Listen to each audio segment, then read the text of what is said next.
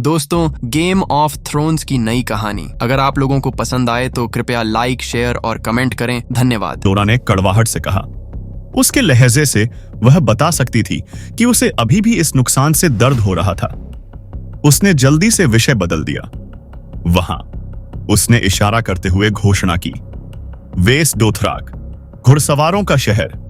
खल ड्रोगो और उसके खूनी सवार उन्हें पश्चिमी बाजार के बड़े बाजार से होते हुए आगे की चौड़ी सड़कों पर ले गए। डैनी अपनी चांदी की गाड़ी पर पीछे पीछे चली, अपने आसपास की अजीब और गरीब चीजों को घूरते हुए। वेस्ट डोथराक एक साथ सबसे बड़ा और सबसे छोटा शहर था जिसे उसने कभी जाना था। उसने सोचा कि यह पेंटोस से 10 गुना बड़ा होगा, बिना दीवारों या सीमाओं के एक विशाल स्थान। इसकी चौड़ी हवा से बहने वाली सड़कें घास और मिट्टी से पक्की और जंगली फूलों से सजी हुई। पश्चिम के मुक्त शहरों में टावर और हवेली और झोपड़ियां और पुल और दुकानें और हॉल सभी एक दूसरे पर भीड़ लगाए हुए थे। लेकिन वेस्ट डोथराक सुस्ती से फैला हुआ था, गर्म धूप में तप रहा था, प्राचीन, अभिमानी और खाली। यहां तक कि इमारतें भी उसकी आंखों के लिए बहुत अजीब थीं।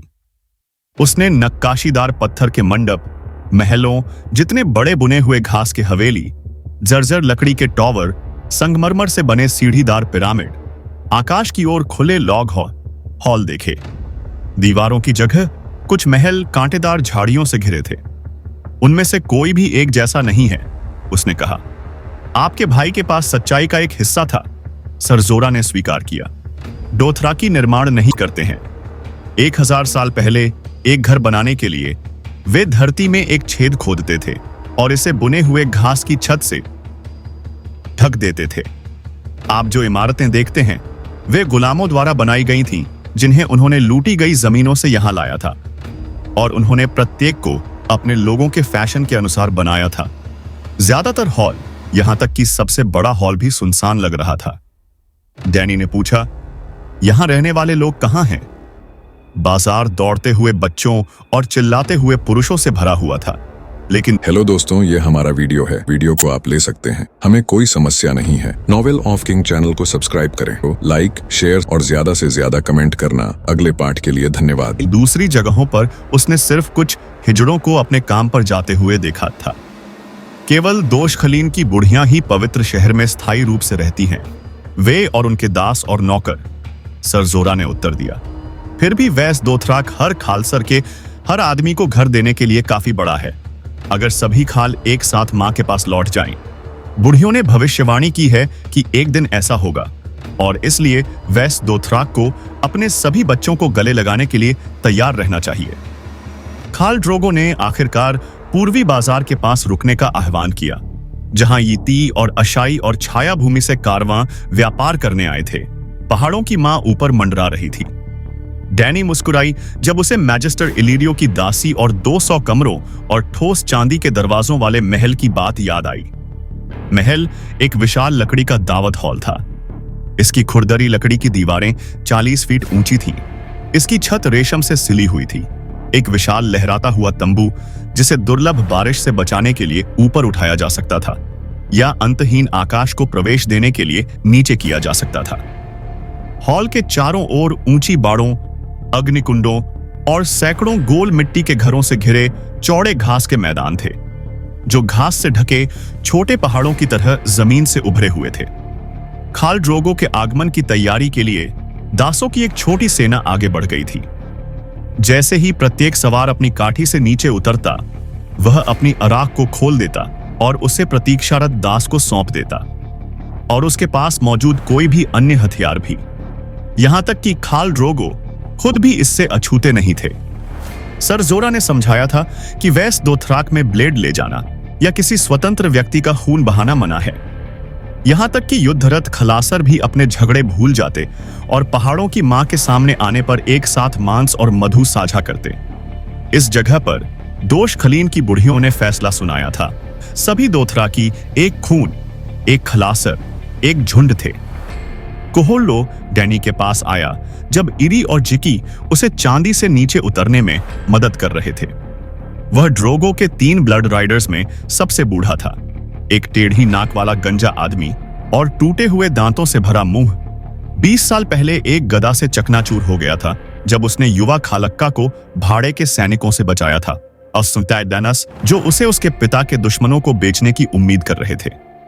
उसका जीवन उस दिन से ड्रोगो के साथ जुड़ गया था जिस दिन उसके स्वामी पति का जन्म हुआ था। हर खाल के अपने ब्लड राइडर्स होते थे। पहले तो डैनी ने उन्हें एक तरह के डोथरा की किंग्सगार्ड के रूप में सोचा था, जिन्होंने अपने स्वामी की रक्षा करने की शपथ ली थी, लेकिन यह उससे कहीं आगे था। जिकी ने उसे सिखाया था कि एक ब्लड राइडर एक गार्ड से अधिक होता है। वे खाल के भाई, उसकी छाया, उसके सबसे कट्टर दोस्त थे। मेरे खून का खून, ड्रोगो उन्हें बुलाता था, और ऐसा ही हुआ। उन्होंने एक ही जीवन साझा किया। घुड़सवारों की प्राचीन परंपराओं की मांग थी कि जब खाल मर जाए तो उसके ब्लड राइडर्स उसके साथ मर जाएं, रात की भूमि में उसके साथ सवारी करें। अगर खाल किसी दुश्मन के हाथों मर जाता है तो वे सिर्फ उसका बदला लेने के लिए ही जीवित रहते हैं और फिर खुशी खुशी कब्र में उसके पीछे चले जाते हैं। जिकी ने कहा कि कुछ खालसरों में खून सवार खाल की शराब, उसके तंबू और यहां तक कि उसकी पत्नियों को भी साझा करते थे, हालांकि कभी उसके घोड़ों को नहीं। एक आदमी का वाहन उसका अपना होता है। डेनेरिस को खुशी थी कि खाल ड्रोगो उन प्राचीन तरीकों पर अड़ा नहीं था। उसे साझा किया जाना पसंद नहीं होना चाहिए था, और जबकि बूढ़ा कोहोलो उसके साथ काफी दयालुता से पेश आता था, बाकी लोग उसे डराते थे। विशाल और चुप रहने वाला हाग्गो अक्सर ऐसे गुस्से में रहता था जैसे कि वह भूल गया हो कि वह कौन है, और कोथो की क्रूर आंखें और तेज हाथ थे जो चोट पहुंचाना पसंद करते थे। जब भी वह डोरेहा को छूता था तो उसकी मुलायम सफेद त्वचा पर चोट के निशान छोड़ देता था, और कभी-कभी रात में इरी को रोने पर मजबूर कर देता था। यहां तक कि उसके घोड़े भी उससे डरते थे। फिर भी वे जीवन और मृत्यु के लिए ड्रोगो से बंधे थे, इसलिए डेनेरीज के पास उन्हें स्वीकार करने के अलावा कोई विकल्प नहीं था। और कभी-कभी वह खुद को यह कामना करते हुए पाती थी कि उसके पिता को ऐसे पुरुषों द्वारा संरक्षित किया गया होता। गीतों में किंग्सगार्ड के श्वेत शूरवीर हमेशा महान, बहादुर और सच्चे थे, और फिर भी राजा एरिस की उनमें से एक ने हत्या कर दी थी। वह सुंदर लड़का, जिसे वे अब किंग्स लेयर कहते हैं, और दूसरा सर बैरिस्टन द बोल्ड, उसुरपर के पास चला गया था। उसे आश्चर्य हुआ कि क्या 7 राज्यों में सभी पुरुष इतने ही झूठे थे। जब उसका बेटा लौह सिंहासन पर बैठा तो उसने देखा कि उसके पास अपने राजा के रक्षक दल में विश्वासघात से बचाने के लिए उसके अपने रक्त सवार हैं। कलीसी, कोहोलो ने उससे दोथराकी में कहा, ड्रोगो, जो मेरे खून का खून है, मुझे तुमसे कहने का आदेश देता है कि उसे आज रात पहाड़ों की मां पर चढ़ना चाहिए, ताकि वह अपनी सुरक्षित वापसी के लिए देवताओं को बलिदान दे सके। केवल पुरुषों को मां पर पैर रखने की अनुमति थी, डेनी जानती थी। खाल के रक्त सवार उसके साथ जाएंगे और भोर में वापस लौटेंगे। मेरे सूर्य और सितारों से कहो कि मैं उसके बारे में सपने देखती हूं और उसकी वापसी के लिए उत्सुकता से प्रतीक्षा करती हूं, उसने उत्तर दिया, आभारपूर्वक। जैसे जैसे बच्चा उसके अंदर बढ़ता गया, डेनी अधिक आसानी से थकती गई। सच में आराम की एक रात सबसे स्वागत योग्य होगी। उसकी गर्भावस्था ने केवल ड्रोगो की उसके लिए इच्छा को भड़काया, और हाल ही में उसके आलिंगन ने उसे थका दिया। डोरेह उसे खोखली पहाड़ी पर ले गया जो उसके और उसके खाल्स के लिए तैयार की गई थी। यह अंदर से ठंडा और धुंधला था, जैसे कि मिट्टी से बना एक तंबू। जिकी, कृपया स्नान करो, उसने आदेश दिया, ताकि उसकी त्वचा से यात्रा की धूल धुल जाए और उसकी थकी हुई हड्डियां भीग जाएं। यह जानकर अच्छा लगा कि वे कुछ समय के लिए यहां रुकेंगे, कि उसे कल अपनी चांदी की नाव पर वापस चढ़ने की जरूरत नहीं पड़ेगी। पानी बहुत गर्म था, जैसा कि उसे पसंद था। मैं आज रात अपने भाई को उसके उपहार दूंगी, उसने तय किया जब झीकी अपने बाल धो रही थी। उसे पवित्र शहर में राजा जैसा दिखना चाहिए। डोरे, दौड़ो और उसे ढूंढो और उसे मेरे साथ भोजन करने के लिए आमंत्रित करो। विसेरीज लिसेन लड़की के साथ उसकी डोथरा की दासियों की तुलना में अधिक अच्छा था, शायद इसलिए कि मैजिस्टर इलिरियो ने उसे पेंटोस में वापस सोने दिया था। इरी, बाजार जाओ और फल और मांस खरीदो, घोड़े के मांस के अलावा कुछ भी। घोड़ा सबसे अच्छा है, इरी ने कहा। घोड़ा आदमी को मजबूत बनाता है। विसेरीज को घोड़े के मांस से नफरत है। जैसा तुम कहो खलीसी। वह बकरी का एक कुबड़ और फलों और सब्जियों की एक टोकरी लेकर आई। जिकी ने मीट को स्वीट ग्रास और फायर पॉट्स के साथ भूना।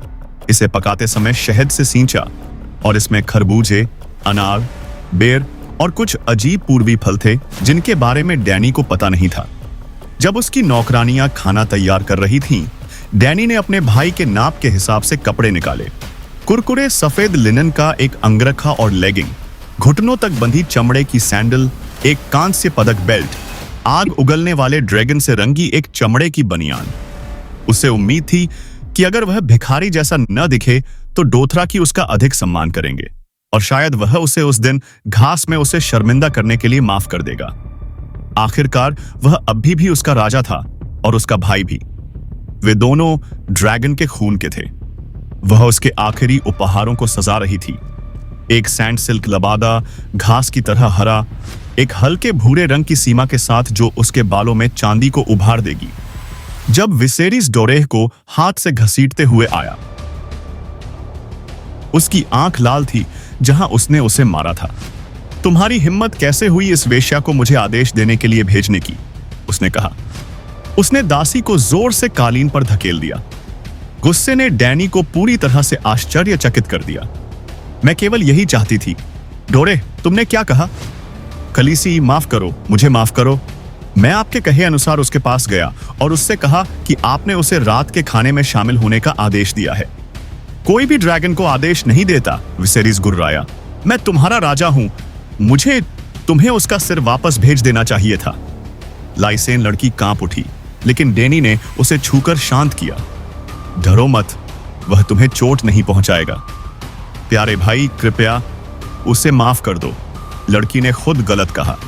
मैंने उससे कहा था कि अगर आपकी कृपा हो तो वह तुम्हें मेरे साथ भोजन करने के लिए कहे। उसने उसका हाथ पकड़ा और उसे कमरे में ले गई। देखो, ये तुम्हारे लिए है। विसेरीज ने संदेह से भौहें सिकोड़ी। यह सब क्या है? नए कपड़े। मैंने इसे तुम्हारे लिए बनवाया था। कृपया, आप अधिक शांत और अधिक आरामदायक महसूस करेंगी। और मैंने सोचा शायद अगर आप उनकी तरह कपड़े पहने तो डोथरा की। डैनी को नहीं पता था कि अपने ड्रैगन को जगाए बिना यह कैसे कहना है। अगली बार आप मेरे बालों की लट बनाना चाहेंगे। मैं कभी नहीं। वह हमेशा इतना क्रूर क्यों था? वह केवल मदद करना चाहती थी। आपको लट रखने का कोई अधिकार नहीं है। आपने अभी तक कोई जीत हासिल नहीं की है। यह कहना गलत था।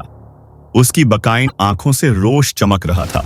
फिर भी उसने उस पर हमला करने की हिम्मत नहीं की, न ही उसकी दासियों और उसके खास के योद्धाओं को देखते हुए। विसेरीज ने लबादा उठाया और उसे सूंघा। इसमें गोबर की बदबू आ रही है। शायद मैं इसे घोड़े के कंबल के रूप में इस्तेमाल करूं। मैंने डोरे से इसे खास तौर पर आपके लिए सिलवाया था। उसने उसे घायल अवस्था में बताया। ये कपड़े खाल के लिए उपयुक्त हैं। मैं 7 राज्यों का स्वामी हूं। बालों में घंटियां लगाए कोई घास से सना हुआ जंगली नहीं। विसेरीज ने उस पर थूका। उसने उसकी बांह पकड़ ली। तुम खुद को भूल गई हो वेश्या। क्या तुम्हें लगता है कि अगर तुम ड्रैगन को जगाओगी तो तुम्हारा बड़ा पेट तुम्हारी रक्षा करेगा? उसकी उंगलियां दर्द से उसकी बांह में धंस गईं और एक पल के लिए डैनी को फिर से एक बच्चे की तरह महसूस हुआ। उसके गुस्से के सामने कांप रहा था। उसने अपना दूसरा हाथ आगे बढ़ाया और पहली चीज जो उसने छुई उसे पकड़ लिया। वह बेल्ट, जिसे वह उसे देना चाहती थी, अलंकृत कांस्य पदकों की एक भारी चेन। उसने उसे अपनी पूरी ताकत से घुमाया। इसने उसके चेहरे को पूरी तरह से पकड़ लिया। विसेरीज ने उसे छोड़ दिया। खून उसके गाल पर बह गया जहां एक पदक के किनारे ने उसे चीर दिया था। तुम वही हो जो खुद को भूल जाता है, डैनी ने उससे कहा। क्या तुमने उस दिन घास में कुछ नहीं सीखा? अब मुझे छोड़ दो, इससे पहले कि मैं तुम्हें बाहर खींचने के लिए अपने खास को बुलाऊं। और प्रार्थना करो कि खाल ड्रोगो को यह बात पता न चले, नहीं तो वह तुम्हारा पेट चीरकर तुम्हें तुम्हारी ही अंतड़ियां खिला देगा। विसेरी अपने पैरों पर वापस खड़ा हो गया। जब मैं अपने राज्य में आऊंगा तो तुम इस दिन को पछताओगी वेश्या। वह अपना फटा हुआ चेहरा पकड़े हुए चला गया और उसके उपहारों को अपने पीछे छोड़ गया। उसके खून की बूंदें सुंदर सैंड सिल्क लबादे पर छलक गई थीं। डैनी ने मुलायम कपड़े को अपने गाल पर दबाया और अपनी नींद की चटाई पर क्रॉस लेग करके बैठ गई। तुम्हारा खाना तैयार है खलीसी, झिकी ने घोषणा की। मुझे भूख नहीं है, डैनी ने दुखी होकर कहा। वह अचानक बहुत थक गई थी। आपस में खाना बांट लो और अगर तुम चाहो तो कुछ सर जोरा को भेज दो। एक पल के बाद उसने कहा, कृपया मेरे लिए ड्रैगन के अंडों में से एक लाओ। इरी ने गहरे हरे रंग के खोल वाले अंडे को उठाया। उसके तराजू के बीच चमकते हुए कांसे के धब्बे उसे अपने छोटे हाथों में घुमाते हुए डैनी ने अपनी तरफ से मुड़ी हुई रेतीली चादर को अपने ऊपर खींचा और अंडे को अपने सूजे हुए पेट और छोटे कोमल स्तनों के बीच के खोखले में रख लिया। उसे उन्हें पकड़ना अच्छा लगता था। वे बहुत सुंदर थे और कभी-कभी उनके करीब होने से उसे मजबूत, बहादुर महसूस होता था, जैसे कि वह किसी तरह अंदर बंद पत्थर के ड्रैगन से ताकत खींच रही हो। वह अंडे को पकड़े हुए लेटी हुई थी जब उसने महसूस किया कि बच्चा उसके भीतर हिल रहा है, जैसे कि वह भाई से भाई, खून से खून तक पहुंच रहा हो। तुम ड्रैगन हो, डैनी ने उससे फुसफुसाते हुए कहा। सच्चा ड्रैगन, मुझे पता है, मुझे पता है। और वह मुस्कुराई और घर का सपना देखते हुए सो गई। हल्की बर्फ गिर रही थी। ब्रैन अपने चेहरे पर बर्फ के गुच्छे महसूस कर सकता था, जो उसकी त्वचा को छूते ही पिघल रहे थे, जैसे कि हल्की बारिश हो। वह अपने घोड़े पर सीधा बैठा था, देख रहा था कि लोहे का पोर्टकुलिस ऊपर की ओर बढ़ रहा था। वह जितना भी शांत रहने की कोशिश कर रहा था, उसका दिल उसकी छाती में धड़क रहा था। क्या तुम तैयार हो? रॉब ने पूछा। ब्रैन ने सिर हिलाया। अपने डर को दिखाने की कोशिश नहीं की। वह अपने गिरने के बाद से विंटरफेल के बाहर नहीं गया था, लेकिन वह किसी भी शूरवीर की तरह गर्व के साथ बाहर निकलने के लिए दृढ़ था। चलो सवारी करते हैं। फिर रॉब ने अपनी बड़ी ग्रे और सफेद जेल्डिंग में अपनी एड़ी डाल दी और घोड़ा पोर्टकुलिस के नीचे चला गया। जाओ, ब्रैन ने अपने घोड़े से फुसफुसाया। उसने उसकी गर्दन को हल्के से छुआ और छोटी चेस्टनट फिली आगे बढ़ने लगी। ब्रैन ने उसका नाम डांसर रखा था। वह 2 साल की थी और जोसेथ ने कहा कि वह किसी भी घोड़े से ज्यादा समझदार थी। पहले जोसेथ या होडोर उसका नेतृत्व करते थे, जबकि ब्रैन उसके पीछे उस बड़े आकार की काठी में बंधा रहता था जिसे इम्प ने उसके लिए तैयार किया था। लेकिन पिछले पखवाड़े से वह उसे अकेले ही चला रहा था। उसे गोल गोल घुमाता था और हर चक्कर के साथ उसका साहस बढ़ता जा रहा था। वे गेट हाउस के नीचे से ड्रॉब्रिज के ऊपर से बाहरी दीवारों के पार से गुजरे। समर और ग्रे विंड उनके बगल में लपकते हुए आए, हवा को सूंघते हुए। उनके ठीक पीछे थियोन ग्रेजॉय आया, अपने लंबे धनुष और चौड़े सिरों वाले तरकश के साथ। उसने उनसे कहा था कि वह एक हिरण को मारने का मन बना रहा है। उसके पीछे मेल किए गए शर्ट और कॉइफ में 4 गार्डमैन थे और जोसेथ एक पतला दुबला अस्तबल वाला, जिसे रॉब ने हुलेन के दूर रहने के दौरान घोड़ों का मास्टर नामित किया था। मेस्टर लुविन गधे पर सवार होकर सबसे पीछे था। ब्रैन को यह अच्छा लगता अगर वह और रॉब अकेले चले जाते, सिर्फ शुए वे दोनों, लेकिन हैल मोलन ने इसकी परवाह नहीं की और मेस्टर लुविन ने उसका साथ दिया। अगर ब्रैन अपने घोड़े से गिर जाता या खुद को घायल कर लेता तो मेस्टर उसके साथ रहने के लिए दृढ़ था। महल के पीछे बाजार का चौक था, जिसके लकड़ी के स्टॉल अब खाली थे। वे गांव की कीचड़ भरी सड़कों से गुजरे, लॉग और बिना तराशे हुए पत्थरों के छोटे छोटे साफ सुथरे घरों की कतारों के पायनबोर से मुआयत पीछे 5 में से 1 से भी कम लोग रहते थे। उनकी चिमनियों से लकड़ी के धुएं की पतली लपटें उठ रही थीं। जैसे जैसे ठंड बढ़ती गई, बाकी एक एक करके भरते गए। जब बर्फ गिरती है और उत्तर से बर्फीली हवाएं चलती हैं, तो ओल्ड नान कहते हैं, किसान अपने जमे हुए खेतों और दूर के बांधों को छोड़कर अपनी गाड़ियों को लौट करते हैं और फिर सर्दियों का शहर जीवंत हो उठता है। ब्रैन ने ऐसा होते कभी नहीं देखा था, लेकिन मास्टर लुविन ने कहा वह दिन करीब आ रहा था। लंबी गर्मी का अंत करीब था। सर्दी आ रही है। कुछ ग्रामीणों ने घुड़सवारों के गुजरने पर उत्सुकता से डायर वुल्फों को देखा और एक आदमी ने डर के मारे अपने हाथ में रखी लकड़ी को गिरा दिया। लेकिन शहर के अधिकांश लोग इस दृश्य के आदी हो चुके थे। लड़कों को देखते ही उन्होंने घुटने टेक दिए और रॉब ने उनमें से प्रत्येक को एक प्रभुतापूर्ण सिर हिलाकर अभिवादन किया। अपने पैरों को पकड़ने में असमर्थ होने के कारण घोड़े की हिलती हुई हरकत ने पहले तो ब्रैन को अस्थिर महसूस कराया, लेकिन उसके मोटे सींग और ऊंची पीठ वाली विशाल काठी ने उसे आराम से सहारा दिया और उसकी छाती और जांघों के चारों ओर पट्टियां उसे गिरने नहीं देंगी। कुछ समय बाद लय लगभग स्वाभाविक लगने लगी। उसकी चिंता फीकी पड़ गई और उसके चेहरे पर एक कांपती हुई मुस्कान फैल गई। स्थानीय शराबखाने स्मोकिंग लॉक के साइन के नीचे 2 सेवारत वेंच खड़ी थीं।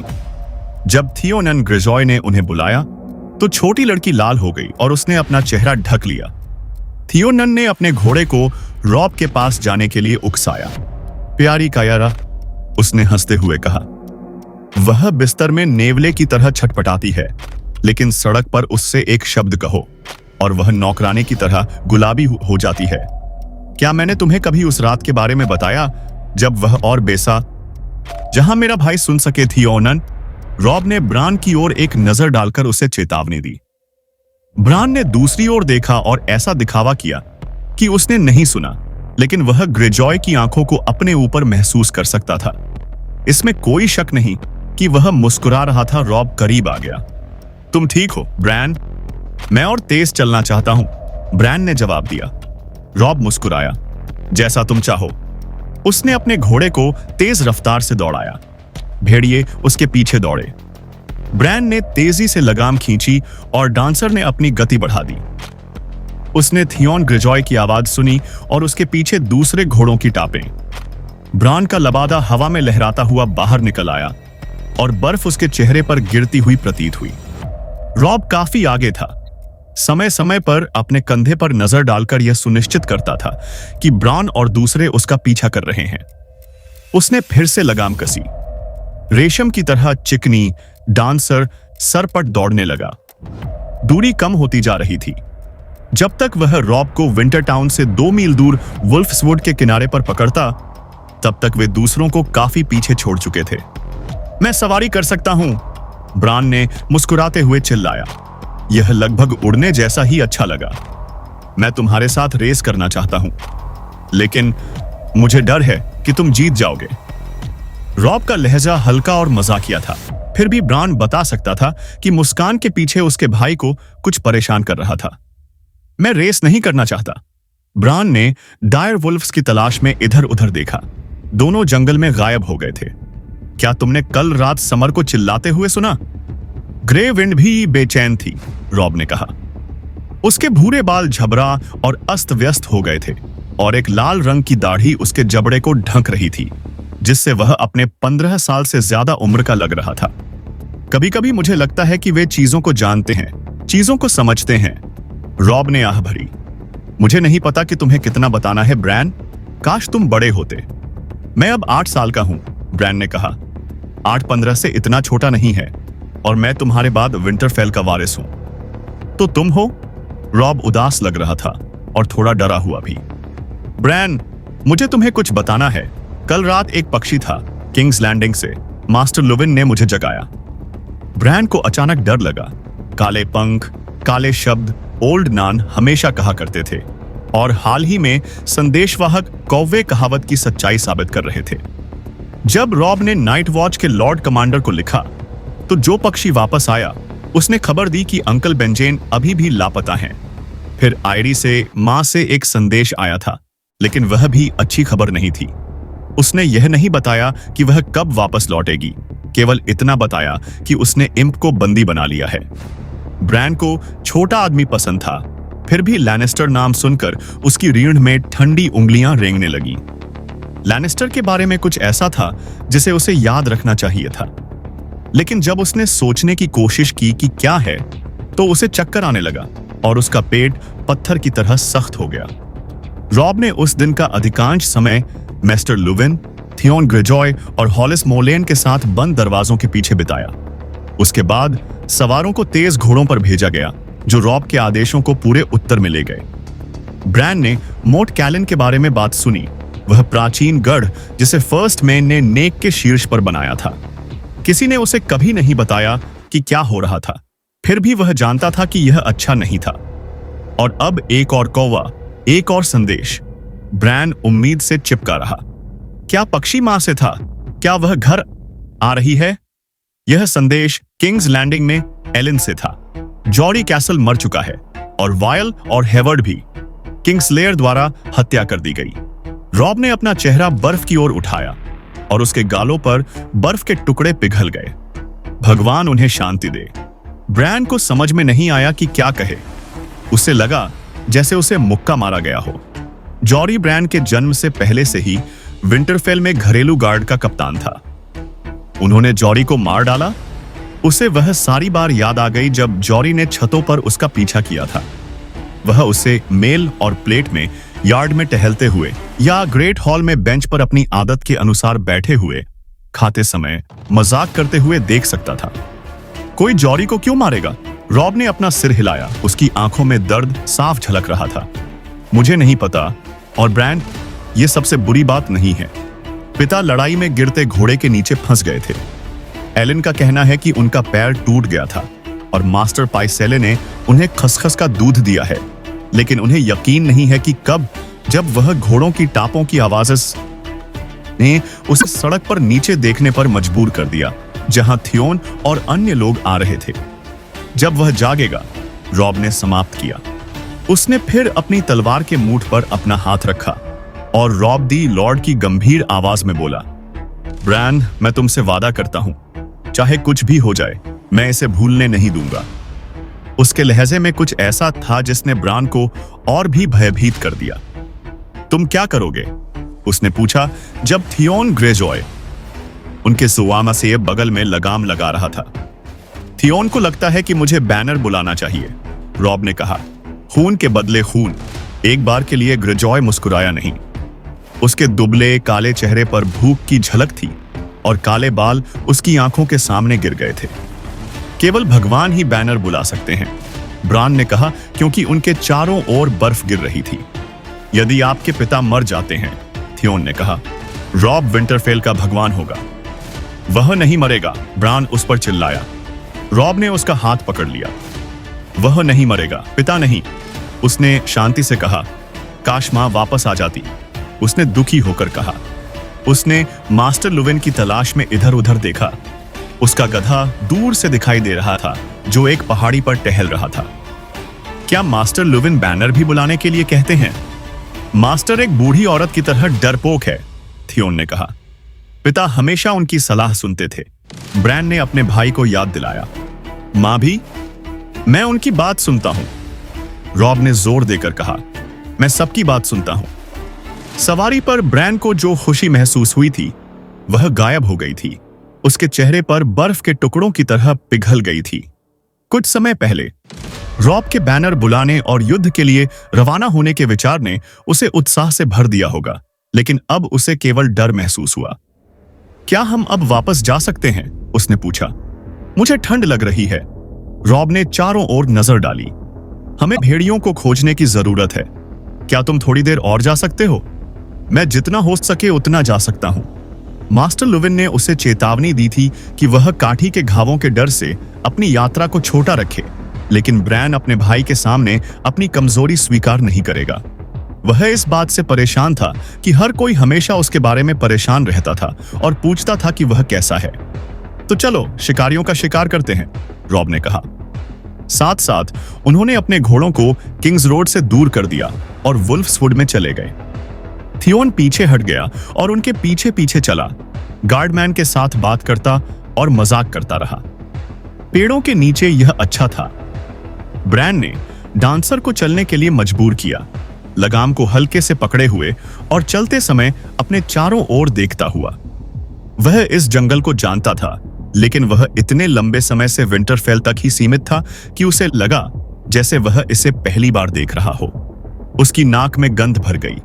देवदार की सुइयों की तीखी ताजी तीक्ष्णता, गीली सड़ी पत्तियों की मिट्टी जैसी गंध, जानवरों की कस्तूरी के संकेत और दूर से खाना पकाने की आग। उसने एक ओक की बर्फ से ढकी शाखाओं के बीच से एक काली गिलहरी को चलते हुए देखा और एक महारानी मकड़ी के चांदी के जाल का अध्ययन करने के लिए रुक गया। थियोन और अन्य लोग पीछे छूटते चले गए, जब तक कि ब्रैन को उनकी आवाजें सुनाई नहीं देने लगी। आगे से बहते पानी की हल्की आवाज आ रही थी। जब तक वे धारा तक नहीं पहुंच गए तब तक यह तेज होती गई। उसकी आंखों में आंसू भर आए। ब्रैन, रॉब ने पूछा, क्या हुआ? ब्रैन ने अपना सिर हिलाया। मैं बस याद कर रहा था, उसने कहा। जॉरी हमें एक बार यहां लाया था, ट्राउट के लिए मछली पकड़ने के लिए। तुम, मैं और जॉन, क्या तुम्हें याद है? मुझे याद है, रॉब ने शांत और उदास स्वर में कहा। मैंने कुछ नहीं पकड़ा, ब्रैन ने कहा, लेकिन जॉन ने मुझे विंटरफेल वापस जाते समय अपनी मछली दी। क्या हम जॉन को फिर कभी देख पाएंगे? जब राजा मिलने आए थे तब हमने अंकल बेनेजेन को देखा था, रॉब ने बताया। जॉन भी आएंगे, आप देखेंगे। धारा तेज और तेज बह रही थी। रॉब ने घोड़े से उतरकर अपने घोड़े को घाट के पार ले गया। पार करने के सबसे गहरे हिस्से में पानी जांघ के बीच तक आ गया था। उसने अपने घोड़े को दूर किनारे पर एक पेड़ से बांध दिया और ब्रैन और डांसर के लिए वापस पार चला गया। धारा चट्टान और जड़ों के चारों ओर झाग बना रही थी और रॉब के उसे पार ले जाने पर ब्रैन अपने चेहरे पर छींटे महसूस कर सकता था। इसने उसे मुस्कुरा दिया। एक पल के लिए वह फिर से मजबूत और संपूर्ण महसूस करने लगा। उसने पेड़ों की ओर देखा और उन पर चढ़ने का सपना देखा, बिल्कुल ऊपर तक। उसके नीचे पूरा जंगल फैला हुआ था। वे दूर किनारे पर थे जब उन्होंने चीख सुनी, एक लंबी उठती हुई चीख जो ठंडी हवा की तरह पेड़ों के बीच से गुजर रही थी। ब्रैन ने सुनने के लिए अपना सिर उठाया। ग्रीष्म ऋतु, उसने कहा। जैसे ही उसने कहा, दूसरी आवाज पहली आवाज में शामिल हो गई। उन्होंने शिकार किया है, रॉब ने कहा और फिर से सवार हुआ। मुझे उन्हें वापस लाने जाना चाहिए। यहीं रुको, थियोन और दूसरे लोग जल्द ही आ जाएंगे। मैं तुम्हारे साथ जाना चाहता हूं, ब्रैन ने कहा। मैं उन्हें जल्दी से खुद ही ढूंढ लूंगा। रॉब ने अपने घोड़े को आगे बढ़ाया और पेड़ों में गायब हो गया। उसके चले जाने के बाद जंगल ब्रैन के चारों ओर सिमटता हुआ लग रहा था। अब बर्फ ज्यादा तेजी से गिर रही थी। जहां यह जमीन को छूती थी वहां पिघल जाती थी, लेकिन उसके चारों ओर चट्टान, जड़ और शाखाएं सफेद रंग की एक पतली चादर ओढ़े हुए थीं। जब वह इंतजार कर रहा था तो उसे एहसास हो रहा था कि वह कितना असहज महसूस कर रहा था। वह अपने पैरों को महसूस नहीं कर पा रहा था, जो रकाब में बेकार लटके हुए थे, लेकिन उसकी छाती के चारों ओर का पट्टा कड़ा और रगड़ रहा था और पिघलती हुई बर्फ उसके दस्तानों में भीग गई थी, जिससे उसके हाथ ठंडे हो गए थे। उसे आश्चर्य हुआ कि थियोन और मास्टर लुविन और जोसेथ और बाकी लोगों को क्या रोक रहा था। जब उसने पत्तों की सरसराहट सुनी तो ब्रैन ने लगाम का इस्तेमाल करके डांसर को घुमाया। उसे उम्मीद थी कि वह अपने दोस्तों से मिल जाएगा, लेकिन नदी के किनारे पर जो फटेहाल आदमी निकले थे वे अजनबी थे। आपका दिन शुभ हो, उसने घबराते हुए कहा। एक नजर में और ब्रैन को पता चल गया कि वे न तो वनपाल थे और न ही किसान। उसे अचानक होश आया कि उसने कितने शानदार कपड़े पहने हुए हैं। उसका सरकोट नया गहरे भूरे रंग का ऊनी कपड़ा था, जिसमें चांदी के बटन थे और एक भारी चांदी की पिन उसके फर छंटनी वाले लबादे को कंधों पर बांधे हुए थी। उसके जूते और दस्ताने भी फर से बने हुए थे। क्या तुम अकेले हो क्या? उनमें से सबसे बड़े ने कहा, एक गंजा आदमी जिसका चेहरा हवा से झुलस गया था। भेड़ियों के जंगल में खो गया बेचारा लड़का। मैं खोया नहीं हूं। ब्रैन को यह पसंद नहीं आया कि अजनबी उसे किस तरह देख रहे थे। उसने 4 गिने, लेकिन जब उसने अपना सिर घुमाया तो उसने अपने पीछे 2 और लोगों को देखा। मेरा भाई अभी कुछ देर पहले ही चला गया है और मेरा गार्ड थोड़ी देर में यहां आ जाएगा। तुम्हारा गार्ड है? वह बिल्कुल भी महिला जैसी नहीं दिखती थी। लंबी और दुबली, दूसरों की तरह ही कठोर चेहरे वाली। उसके बाल कटोरे के आकार के आधे हेलमेट के नीचे छिपे हुए थे। उसके हाथ में जो भाला था वह 8 फीट का काला ओक था, जिसकी नोक जंग लगे स्टील से बनी थी। चलो देखते हैं, बड़े गंजे आदमी ने कहा। ब्रैन ने उसे उत्सुकता से देखा। आदमी के कपड़े गंदे थे, लगभग टुकड़े टुकड़े हो गए थे। यहां वहां भूरे रंग के, यहां वहां नीले रंग के और वहां गहरे हरे रंग के, और हर जगह धूसर हो गए थे। लेकिन एक बार वह लबादा काला रहा होगा। भूरे रंग के रूखे आदमी ने काले रंग के कपड़े भी पहने थे। उसने अचानक चौंक कर देखा। अचानक ब्रैन को उस शपथ तोड़ने वाले की याद आई, जिसका उसके पिता ने उस दिन सिर कलम कर दिया था, जिस दिन उन्हें भेड़िए के बच्चे मिले थे। उस आदमी ने भी काले कपड़े पहने थे और पिता ने कहा था कि वह नाइट वॉच से भगोड़ा था। कोई भी आदमी इससे ज्यादा खतरनाक नहीं है। उसे लॉर्ड एडार्ड की कही बात याद आई। भगोड़ा जानता है कि अगर उसे पकड़ा गया तो उसकी जान चली जाएगी, इसलिए वह किसी भी अपराध से पीछे नहीं हटेगा, चाहे वह कितना भी घिनौना या क्रूर क्यों न हो। पिन बेटा, बड़े आदमी ने कहा। उसने अपना हाथ आगे बढ़ाया। हम घोड़ा भी ले लेंगे, उनमें से एक ने कहा। रॉब से छोटी एक महिला, एक चौड़े सपाट चेहरे और पतले पीले बालों वाली। नीचे उतरो और जल्दी करो। एक चाकू उसकी आस्तीन से उसके हाथ में फिसल गया, जिसकी धार आरी की तरह नुकीली थी। नहीं, ब्रान ने कहा। मैं नहीं कर सकता। बड़े आदमी ने अपनी लगाम पकड़ ली इससे पहले कि ब्रांड डांसर को घुमाए और सरपट भाग जाए। आप कर सकते हैं, प्रभु, और करेंगे, अगर आप जानते हैं कि आपके लिए क्या अच्छा है। स्टीव, देखो कि वह कैसे बंधा हुआ है। लंबी महिला ने अपने भाले से इशारा किया। हो सकता है कि वह सच कह रहा हो। पट्टियां, है ना? स्टीव ने कहा।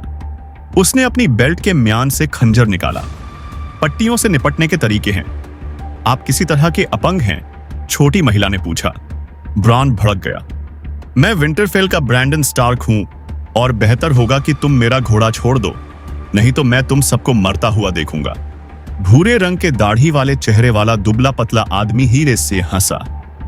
लड़का एक स्टार्क है, यह सच है। केवल एक स्टार्क ही इतना मूर्ख होगा कि वह वहां धमकी दे जहां समझदार लोग भीख मांगते हैं। उसका छोटा सा लिंग काटकर उसके मुंह में डाल दो, छोटी महिला ने सुझाव दिया। इससे उसका मुंह बंद हो जाएगा। तुम जितनी बदसूरत हो उतनी ही बेवकूफ भी हो, हेली, लंबी महिला ने कहा। लड़का मरकर भी कुछ नहीं कर सकता, लेकिन जिंदा रहने पर भगवान को धिक्कार है। सोचो कि मेंस बेंजेन स्टार्क के खून को बंधक बनाने के लिए क्या देगा। मेंस को धिक्कार है, बड़े आदमी ने गाली दी। तुम वहां वापस जाना चाहते हो, ओशा? तुम और भी मूर्ख हो। सोचो कि अगर तुम्हारे पास कोई बंधक है तो व्हाइट वॉकर परवाह करेंगे। वह ब्रैन की ओर मुड़ा और उसकी जांघ के चारों ओर के पट्टे को काट दिया। एक आह के साथ चमड़ा अलग हो गया।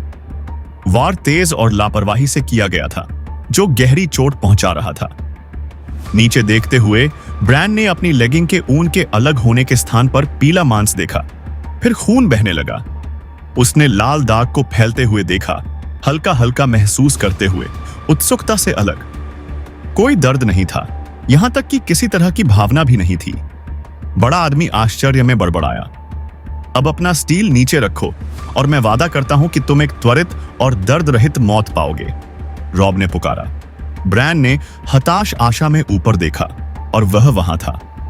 शब्दों की ताकत उसकी आवाज में तनाव के कारण आई दरार से कम हो गई थी। वह घोड़े पर सवार था।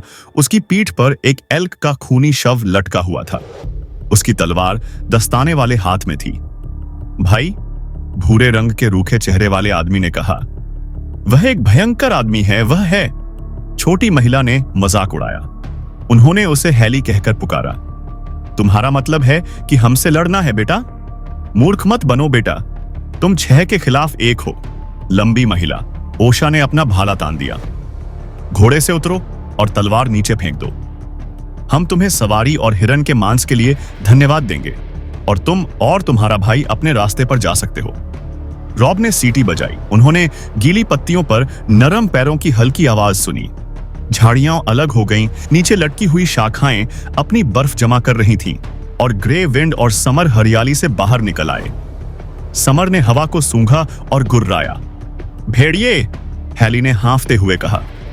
डायर वुल्फ, ब्रैन ने कहा। अभी भी आधे बड़े, वे किसी भी भेड़िए जितने बड़े थे जिन्हें उसने कभी देखा था, लेकिन अंतर को पहचानना आसान था अगर आप जानते थे कि क्या देखना है। मास्टर लुविन और फार्लिन, केनेल मास्टर ने उसे सिखाया था। एक डायर वुल्फ का सिर उसके शरीर के अनुपात में बड़ा और लंबे पैर होते थे और उसका थूथन और जबड़ा स्पष्ट रूप से पतला और अधिक स्पष्ट होता था। धीरे धीरे गिरती बर्फ के बीच खड़े होने पर उनमें कुछ दुबला और भयानक लग रहा था। ताजा खून ग्रे विंड के थूथन पर लगा था। कुत्ते, बड़े गंजे आदमी ने तिरस्कार पूर्वक कहा। फिर भी मुझे बताया गया है कि रात में आदमी को गर्म रखने के लिए भेड़िए की खाल के लबादे जैसा कुछ नहीं है। उसने एक तेज इशारा किया। उन्हें ले लो, रॉब चिल्लाया। विंटरफेल, और अपने घोड़े को लात मारी। जब फटेहाल आदमी करीब आए तो बधिया घोड़ा किनारे से नीचे गिर गया। कुल्हाड़ी लिए एक आदमी चिल्लाता हुआ और बेपरवाह होकर दौड़ा। रॉब की तलवार ने उसके चेहरे पर एक भयानक कर्कशता और चमकदार खून की फुहार के साथ हमला किया। दुबले पतले चेहरे वाले आदमी ने लगाम को पकड़ने की कोशिश की और आधे सेकंड के लिए उसने उसे पकड़ लिया, और फिर ग्रे विंड उस पर हावी हो गई, उसे नीचे गिरा दिया। वह एक छपाक और चीख के साथ धारा में वापस गिर गया। अपने चाकू से बेतहाशा वार करते हुए उसका सिर पानी में चला गया। डायरवुल्फ उसके पीछे कूद पड़ा और जहां वे गायब हो गए थे वहां का सफेद पानी लाल हो गया। रॉब और ओशा ने बीच में ही एक दूसरे पर वार किया। उसका लंबा भाला एक स्टील के सिर वाला सांप था जो एक बार, दो बार, तीन बार उसकी छाती पर चमका, लेकिन रॉब ने अपनी लंबी तलवार से हर वार को रोक दिया और उसकी नोक को दूसरी तरफ मोड़ दिया। चौथे या पांचवें वार पर लंबी महिला ने खुद को बहुत आगे बढ़ाया और एक सेकंड के लिए अपना संतुलन खो दिया। रॉब ने उस पर हमला किया, उसे नीचे गिरा दिया। कुछ फीट दूर समर ने झपट्टा मारा और हैली पर हमला किया। चाकू ने उसके पेट पर वार किया। समर ने गुर्राते हुए भागकर फिर से हमला किया। इस बार उसके जबड़े उसकी पिंडली के चारों ओर बंद हो गए। दोनों हाथों से चाकू पकड़कर छोटी महिला ने नीचे वार किया, लेकिन डायर वुल्फ को ब्लेड के आने का आभास हो गया। वह एक पल के लिए मुक्त हो गया। उसका मुंह चमड़े और कपड़े और खूनी मांस से भरा हुआ था। जब हैली लड़खड़ाकर गिर गई तो वह फिर से उसके पास आया, उसे पीछे की ओर पटक दिया, उसके पेट को दांतों से चीर दिया। छठा आदमी नरसंहार से भाग गया, लेकिन बहुत दूर नहीं। जैसे ही वह किनारे के दूर किनारे पर चढ़ता गया, ग्रे विंड धारा से बाहर आया जो भीग रहा था। उसने पानी को हिलाया और भागते हुए आदमी के पीछे भागा। अपने दांतों के एक झटके से उसकी मांसपेशियों में चोट कर दी, और जब चीखता हुआ आदमी पानी की ओर वापस नीचे की ओर खिसका तो उसने उसका गला घोंट दिया।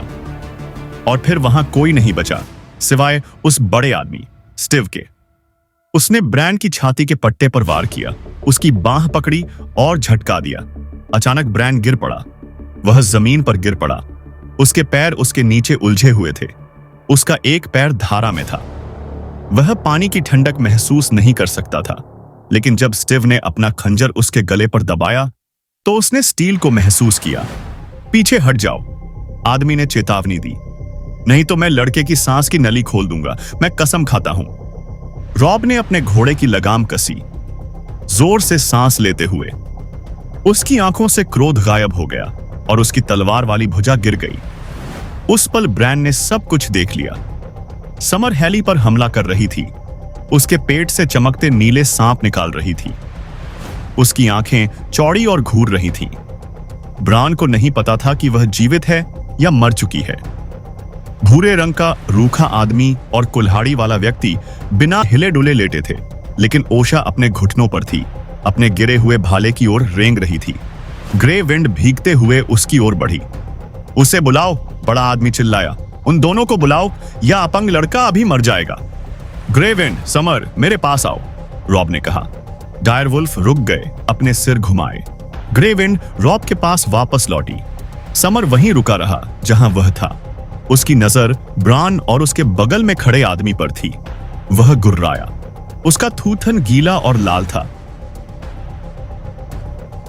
लेकिन उसकी आंखें जल रही थीं। ओशा ने अपने भाले के बट वाले सिरे का इस्तेमाल करके खुद को वापस अपने पैरों पर खड़ा किया। ऊपरी बांह पर एक घाव से खून बह रहा था जहां रॉब ने उसे काटा था। ब्रान ने बड़े आदमी के चेहरे पर पसीना टपकता देखा। स्टिव भी उतना ही डरा हुआ था जितना वह था। उसने महसूस किया। स्टार्क्स, आदमी ने बड़बड़ाया, खूनी स्टार्क्स। उसने अपनी आवाज ऊंची की। ओशा, भेड़ियों को मार डालो और उसकी तलवार ले आओ। खुद उन्हें मार डालो, उसने जवाब दिया। मैं उन राक्षसों के पास नहीं जाऊंगी। एक पल के लिए स्टिव असमंजस में पड़ गया। उसका हाथ कांप उठा। ब्रैन को लगा कि जहां चाकू उसकी गर्दन पर दबा था वहां खून की धार बह रही है।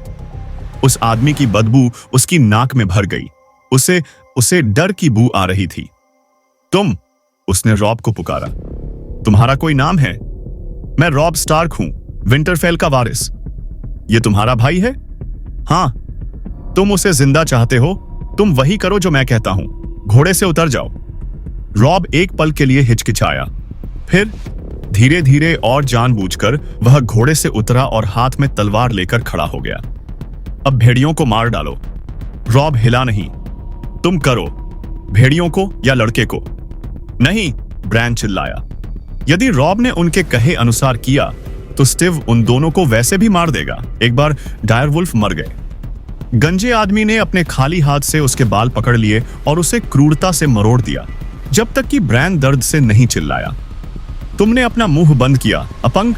क्या तुमने मुझे सुना? उसने और जोर से मरोड़ा। क्या तुमने मुझे सुना? तीर चमकीला लाल था, मानो उसे खून से रंगा गया हो। खंजर ब्रैन के गले से गिर गया। बड़ा आदमी लड़खड़ा गया और धारा में मुंह के बल गिर पड़ा। तीर उसके नीचे टूट गया। ब्रैन ने देखा कि उसका जीवन पानी में बह रहा है। ओशा ने इधर उधर देखा, क्योंकि पिता के पहरेदार पेड़ों के नीचे से दिखाई दिए। उनके हाथ में स्टील था। उसने अपना भाला फेंक दिया। दया करो महामहिम, उसने रॉब को पुकारा। वध के दृश्य को देखते हुए पहरेदारों के चेहरे पर एक अजीब पीला भाव था। उन्होंने भेड़ियों को अनिश्चितता से देखा, और जब समर हेली की लाश को खाने के लिए वापस लौटा तो जोसेफ ने अपना चाकू गिरा दिया और उबकाई लेते हुए झाड़ी की ओर भागा। यहां तक कि मिस्टर लुविन भी चौंक गए जब उन्होंने एक पेड़ के पीछे से कदम रखा, लेकिन केवल एक पल के लिए। फिर उन्होंने अपना सिर हिलाया और धारा को पार करके ब्रैन के पास चले गए। क्या आपको चोट लगी है? उसने मेरा पैर काट दिया, ब्रैन ने कहा, लेकिन मुझे यह महसूस नहीं हुआ। जैसे ही मास्टर ने घाव की जांच करने के लिए घुटने टेके, ब्रैन ने अपना सिर घुमाया। थियोन ग्रेजॉय एक प्रहरी पेड़ के पास खड़ा था। उसके हाथ में धनुष था। वह मुस्कुरा रहा था, हमेशा मुस्कुराता हुआ। उसके पैरों के पास नरम जमीन में आधा दर्जन तीर मारे गए, लेकिन केवल एक ही मारा गया।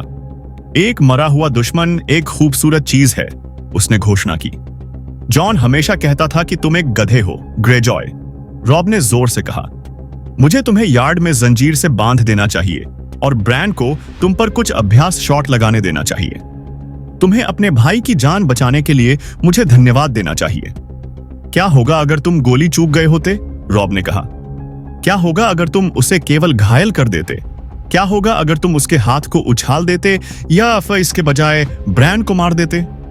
तुम जानते हो, उस आदमी ने ब्रेस्टप्लेट पहना हुआ हो सकता है। तुम केवल उसके लबादे के पीछे देख सकते थे। तब मेरे भाई का क्या होता? क्या तुमने कभी इस बारे में सोचा, ग्रेजॉय? थियोन की मुस्कान गायब हो गई थी। उसने उदास होकर कंधे उचकाए और एक एक करके अपने तीर जमीन से खींचने लगा। रॉब ने अपने पहरेदारों को घूर कर देखा। तुम कहां थे? उसने उनसे पूछा। मुझे यकीन था कि तुम हमारे पीछे थे। पुरुषों ने दुखी नजरों का आदान प्रदान किया। हम पीछा कर रहे थे महामहिम, क्वेंट ने कहा। उनमें से सबसे छोटा, उसकी दाढ़ी एक नरम भूरे रंग की फुज्जी थी। केवल पहले हमने मास्टर लुविन और उसके गधे का इंतजार किया, आपसे माफी मांगते हुए, और फिर ठीक है। जैसा कि यह था, उसने थियोन की ओर देखा और जल्दी से दूर देखा। शर्मिंदा। मैंने एक टर्की देखा, थियोन ने सवाल से परेशान होकर कहा। मुझे कैसे पता था कि तुम लड़के को अकेला छोड़ दोगे? रॉब ने अपना सिर एक बार फिर थियोन को देखने के लिए घुमाया। ब्रैन ने उसे कभी इतना गुस्से में नहीं देखा था, फिर भी उसने कुछ नहीं कहा। अंत में वह मास्टर लुविन के बगल में घुटनों के बल बैठ गया।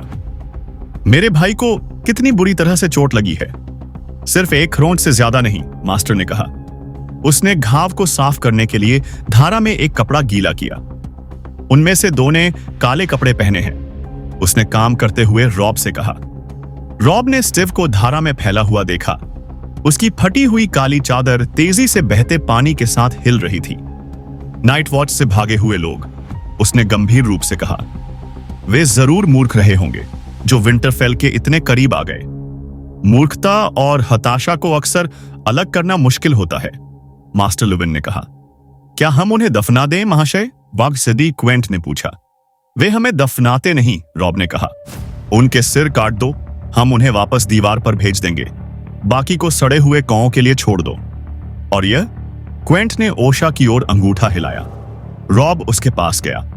वह उससे एक सिर लंबी थी, लेकिन उसके पास आते ही वह घुटनों के बल बैठ गई। मुझे मेरी जान दे दो, स्टार्क के महामहिम, और मैं तुम्हारी हूं। मेरी? मैं शपथ तोड़ने वाले के साथ क्या करूंगा? मैंने कोई शपथ नहीं तोड़ी। स्टिव और वॉलेन दीवार से नीचे उड़े, मैं नहीं। काले कौओं के पास महिलाओं के लिए कोई जगह नहीं है। थियोन ग्रेजॉय करीब आ गया।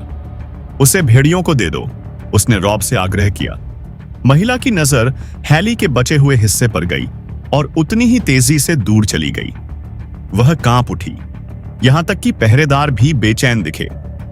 वह एक महिला है, रॉब ने कहा। एक जंगली, ब्रैन ने उससे कहा। उसने कहा कि उन्हें मुझे जीवित रखना चाहिए ताकि वे मुझे मेंस रेडर के पास ले जा सकें। क्या तुम्हारा कोई नाम है? रॉब ने उससे पूछा। ओशा, जैसा कि प्रभु को अच्छा लगे, उसने कड़वाहट से कहा। मास्टर लुविन खड़ा था। हमें उससे पूछताछ करनी चाहिए। ब्रैन अपने भाई के चेहरे पर राहत देख सकता था। जैसा कि आप कहते हैं, मास्टर। वेन, उसके हाथ बांध दो। वह हमारे साथ विंटरफेल वापस आएगी और जो सच्चाई वह हमें बताएगी उसके अनुसार जिएगी या अब तक सब मरेगी। टायरियन, तुम क्यों खाना चाहते हो? मॉड ने गुस्से से पूछा। उसके एक मोटे खुरदरे हाथ में उबली हुई बीन्स की एक प्लेट थी। टायरियन लैनिस्टर भूखा था, लेकिन उसने इस क्रूर को उसे सिकुड़ते हुए देखने से मना कर दिया। मेमने का एक पैर अच्छा रहेगा, उसने अपने सेल के कोने में गंदे भूसे के ढेर से कहा। शायद मटर और प्याज की एक डिश, मक्खन के साथ कुछ ताजा बेक्ड ब्रेड, और इसे धोने के लिए एक फ्लैगन मल्ड वाइन या बियर, अगर वह आसान हो। मैं बहुत ज्यादा खास नहीं होने की कोशिश करता हूं। क्या बीन्स है? मोड ने कहा। यहां। उसने प्लेट आगे बढ़ाई। टायरियन ने आह भरी। टर्नकी 20 पत्थर का घोर मूर्ख था। भूरे रंग के सड़े हुए दांत और छोटी काली या सनी आंखें। उसके चेहरे का बायां हिस्सा उस निशान से चिकना था जहां कुल्हाड़ ने उसके कान और गाल के हिस्से को काट दिया था। वह जितना बदसूरत था उतना ही अनुमानित भी था, लेकिन टायरियन भूखा था। उसने प्लेट के लिए हाथ बढ़ाया। मोड ने मुस्कुराते हुए उसे दूर फेंक दिया। यहां है, उसने कहा, इसे टायरियन की पहुंच से परे रखते हुए। बौना अपने पैरों पर अकड़कर खड़ा हुआ। हर जोड़ दर्द कर रहा था। क्या हमें हर भोजन के साथ एक ही मूर्खतापूर्ण खेल खेलना चाहिए? उसने बीन्स के लिए फिर से हाथ बढ़ाया। मोड अपने सड़े हुए दांतों से मुस्कुराते हुए पीछे की ओर लपका। यहां है, बौना आदमी। उसने प्लेट को हाथ की लंबाई पर, किनारे पर, जहां सेल समाप्त होती है और आकाश शुरू होता है, बाहर रखा। तुम खाना नहीं चाहते? यहां आओ, ले लो। टायरियन की भुजाएं प्लेट तक पहुंचने के लिए बहुत छोटी थीं और वह किनारे के इतने करीब जाने वाला नहीं था। इसके लिए बस मोड के भारी सफेद पेट को जल्दी से धकेलना था और वह सदियों से आयरी के कई अन्य कैदियों की तरह स्काई के पत्थरों पर एक बीमार लाल धब्बे के रूप में समाप्त हो जाएगा। इस पर विचार करने के लिए आओ। मुझे आखिरकार भूख नहीं है, उसने घोषणा की, अपने सेल के कोने में वापस लौटते हुए। मोड ने घुरघुराहट की और अपनी मोटी उंगलियां खोली। हवा ने प्लेट को उड़ा दिया और गिरते ही उसे पलट दिया। मुट्ठी भर बीन्स उन पर वापस गिर गए क्योंकि भोजन दृष्टि से ओझल हो गया। टर्नकी हंसा। उसका पेट हलवे के कटोरे की तरह हिल रहा था। टायरियन को क्रोध की पीड़ा महसूस हुई। तुम चेचक से पीड़ित गधे के बच्चे हो, उसने थूका। मुझे उम्मीद है कि तुम खूनी प्रवाह से मर जाओगे। इसके लिए मोड ने उसे एक लात मारी। बाहर निकलते समय टायरियन की पसलियों में एक स्टील टो बूट जोर से मारा। मैं इसे वापस लेता हूं, उसने पुआल पर दुगुना होकर हांफते हुए कहा। मैं तुम्हें खुद मार डालूंगा, मैं कसम खाता हूं। भारी लोहे से बना दरवाजा बंद हो गया। टायरियन ने चाबियों की खड़खड़ाहट सुनी। एक छोटे आदमी के लिए उसे खतरनाक रूप से बड़े मुंह के साथ शापित किया गया था, उसने सोचा, क्योंकि वह उस कोने में वापस रेंग रहा था जिसे एरिन ने अपने कालकोठरी को हास्यास्पद रूप से कहा था। वह अपने बिस्तर पर पड़े पतले कंबल के नीचे दुबका हुआ था, खाली नीले आसमान और दूर पहाड़ों की चमक को देख रहा था जो हमेशा के लिए चलते दिख रहे थे। काश कि उसके पास अभी भी वह छायादार लबादा होता जो उसने पासे में मारिलियन से जीता था। जब गायक ने उसे उस डाकू सरदार के शरीर से चुरा लिया था। त्वचा से खून और फफूंद की गंध आ रही थी, लेकिन यह गर्म और मोटी थी। मॉड ने इसे उसी क्षण ले लिया था जब उसने इसे देखा था। हवा ने उसके कंबल को पंजों की तरह तेज झोंकों से खींचा। उसका सेल एक बौने के लिए भी बहुत छोटा था। 5 फीट की दूरी पर नहीं, जहां एक दीवार होनी चाहिए थी, जहां एक उचित कालकोठरी में एक दीवार होनी चाहिए। फर्श खत्म हो गया और आकाश शुरू हो गया। उसके पास बहुत सारी ताजी हवा और धूप थी और रात में चांद और तारे थे, लेकिन टायरियन ने एक पल में यह सब कैस्टरली रॉक के आंत्र में सबसे नम, उदास गड्ढे के लिए बदल दिया होगा। तुम उड़ जाओगे, मॉड ने उससे वादा किया था जब उसने उसे कोठरी में धकेल दिया था। 20 दिन, 30, 50 दिन, फिर तुम उड़ जाओगे। एरिन के पास उस क्षेत्र में एकमात्र काल कोठरी थी जहां कैदियों को अपनी इच्छा से भागने का अधिकार था। उस पहले दिन घंटों तक हिम्मत जुटाने के बाद टायरियन अपने पेट के बल लेट गया और किनारे पर तड़पने लगा। अपना सिर बाहर निकालकर नीचे देखने लगा। आसमान 600 फीट नीचे था। बीच में खाली हवा के अलावा कुछ नहीं था। अगर वह अपनी गर्दन को जितना हो सके उतना बाहर निकालता तो वह अपने दाएं और बाएं और अपने ऊपर दूसरी कोठरियां देख सकता था। वह पत्थर के छत्ते में एक मधुमक्खी था और किसी ने उसके पंख नोच लिए थे। कोठरी में ठंड थी। हवा रात दिन चीख रही थी और सबसे बुरी बात यह थी कि फर्श ढलानदार था। बहुत हल्का, फिर भी यह काफी था। वह अपनी आंखें बंद करने से डरता था कि वह अपनी नींद में लुढ़क सकता है और किनारे से फिसलते हुए अचानक आतंक में जाग सकता है। कोई आश्चर्य नहीं कि आकाश की कोशिकाओं ने लोगों को पागल कर दिया। भगवान मुझे बचाए। किसी पिछले किराएदार ने दीवार पर कुछ ऐसा लिखा था जो संदिग्ध रूप से खून जैसा दिखता था। नीला बुला रहा है। पहले तो टायरियन को आश्चर्य हुआ कि वह कौन था और उसका क्या हुआ। बाद में उसने फैसला किया कि वह नहीं जानना चाहता। काश उसने अपना मुंह बंद कर लिया होता। उस बेचारे लड़के ने इसे शुरू किया था। हाउस एरिन के चांद और बाज के बैनर के नीचे नक्काशीदार वीरवुड के सिंहासन से उसे नीचे देखते हुए। टायरियन लैनिस्टर को उसके पूरे जीवन में नीचा देखा गया था, लेकिन शायद ही कभी लाल आंखों वाले 6 साल के बच्चों द्वारा, जिन्हें अपने गालों के नीचे मोटे कुशन ठूंसने की जरूरत होती है ताकि वे एक आदमी की ऊंचाई तक उठ सकें। क्या वह बुरा आदमी है? लड़के ने अपनी गुड़िया को पकड़ते हुए पूछा था। वह है, लेडी लिसा ने उसके बगल में छोटे सिंहासन से कहा था। वह पूरी तरह से नीले रंग की पोशाक में थी, पाउडर और सुगंधित पाउडर से लदी हुई थी, जो उसके दरबार में आने वाले प्रेमियों के लिए था।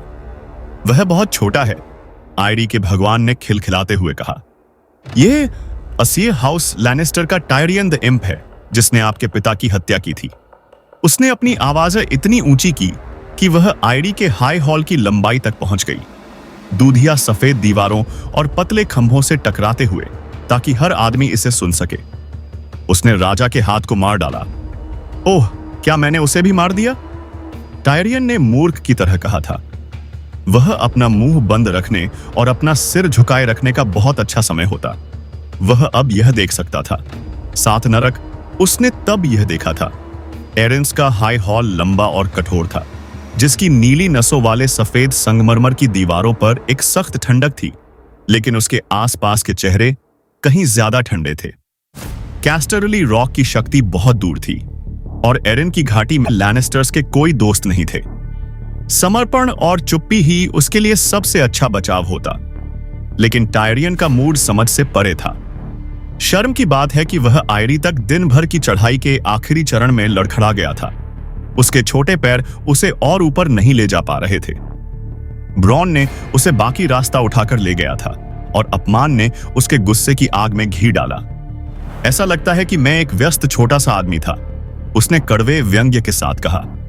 मुझे आश्चर्य है कि मुझे यह सब हत्या और कत्लेआम करने का समय कब मिला। उसे याद रखना चाहिए था कि वह किसके साथ काम कर रहा था। लिसा एरिन और उसका आधा समझदार कमजोर बेटा दरबार में अपनी बुद्धि के लिए नहीं जाना जाता था, खासकर जब यह उन पर निर्देशित होता था। इम्प, लिसा ने ठंडे स्वर में कहा, तुम अपनी इस मजाकिया भाषा पर नियंत्रण रखोगी और मेरे बेटे से विनम्रता से बात करोगी। नहीं तो मैं वादा करती हूं कि तुम्हें पछताना पड़ेगा। याद रखो तुम कहां हो।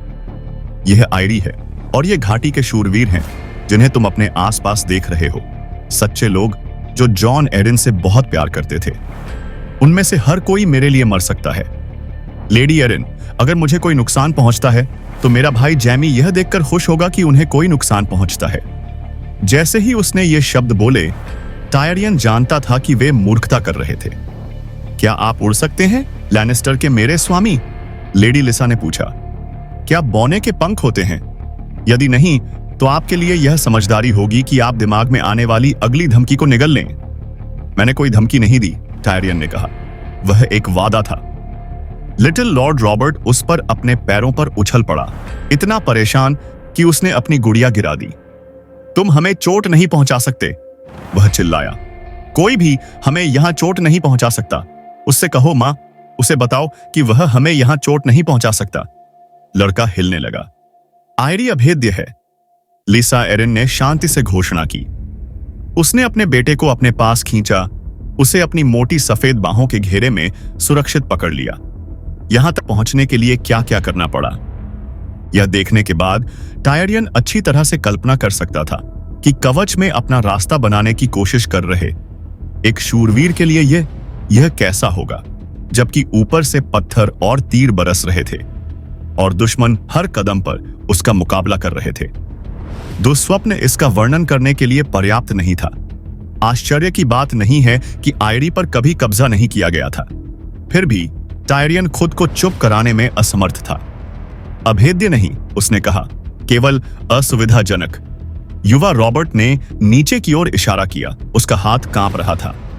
तुम झूठे हो मां, मैं उसे उड़ते हुए देखना चाहता हूं। आसमानी नीले रंग के लबादे में दो पहरेदारों ने टायरियन को बाहों से पकड़ लिया और उसे फर्श से उठा लिया, साधार से उठा लिया। भगवान ही जानते हैं कि अगर कैटलिन स्टार्क न होती तो क्या होता।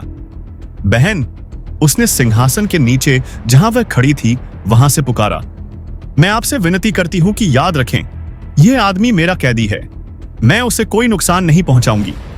लिसा एरिन ने एक पल के लिए अपनी बहन को शांत भाव से देखा, फिर उठी और टायरियन पर झपटी। उसकी लंबी स्कर्ट उसके पीछे पीछे लटकी हुई थी। एक पल के लिए उसे डर लगा कि वह उसे मार डालेगी, लेकिन इसके बजाय उसने उन्हें उसे छोड़ने का आदेश दिया। उसके आदमियों ने उसे फर्श पर धकेल दिया। उसके पैर उसके नीचे से निकल गए और टायरियन गिर गया। जब वह अपने घुटनों पर खड़ा होने के लिए संघर्ष कर रहा था तो उसने काफी नजारा पेश किया होगा। तभी उसके दाहिने पैर में ऐंठन महसूस हुई, जिससे वह बैठते एक बार फिर से गिर गया। एरिन के हाई हॉल में हंसी गूंज उठी। मेरी बहन का छोटा मेहमान खड़ा होने के लिए बहुत थका हुआ है, लेडी लिसा ने घोषणा की। सर वर्डीज, उसे कालकोठरी में ले जाओ। हमारे आकाश कक्षों में से एक में आराम करने से उसे बहुत फायदा होगा। पहरेदारों ने उसे झटके से सीधा खड़ा किया। टायरियन लैनिस्टर उनके बीच में लटक गया, कमजोर तरीके से लात मार रहा था। उसका चेहरा शर्म से लाल हो गया था, एसएस बाशी था। मैं इसे याद रखूंगा, उसने उन सभी से कहा जब वे उसे ले जा रहे थे। और उसने ऐसा ही किया क्योंकि इससे उसे बहुत फायदा हुआ। पहले तो उसने खुद को सांत्वना दी कि यह कैद ज्यादा दिन नहीं चल सकती। लिसा एरिन उससे अपमानित करना चाहती थी, बस इतना ही। वह उसे फिर से बुलाएगी और जल्द ही। अगर वह नहीं तो कैटलिन स्टार्क उससे पूछताछ करना चाहेगी। इस बार वह कप्सोमाक अपनी जुबान पर ज्यादा ध्यान देगा। वे उसे हाथ से मारने की हिम्मत नहीं कर सकते।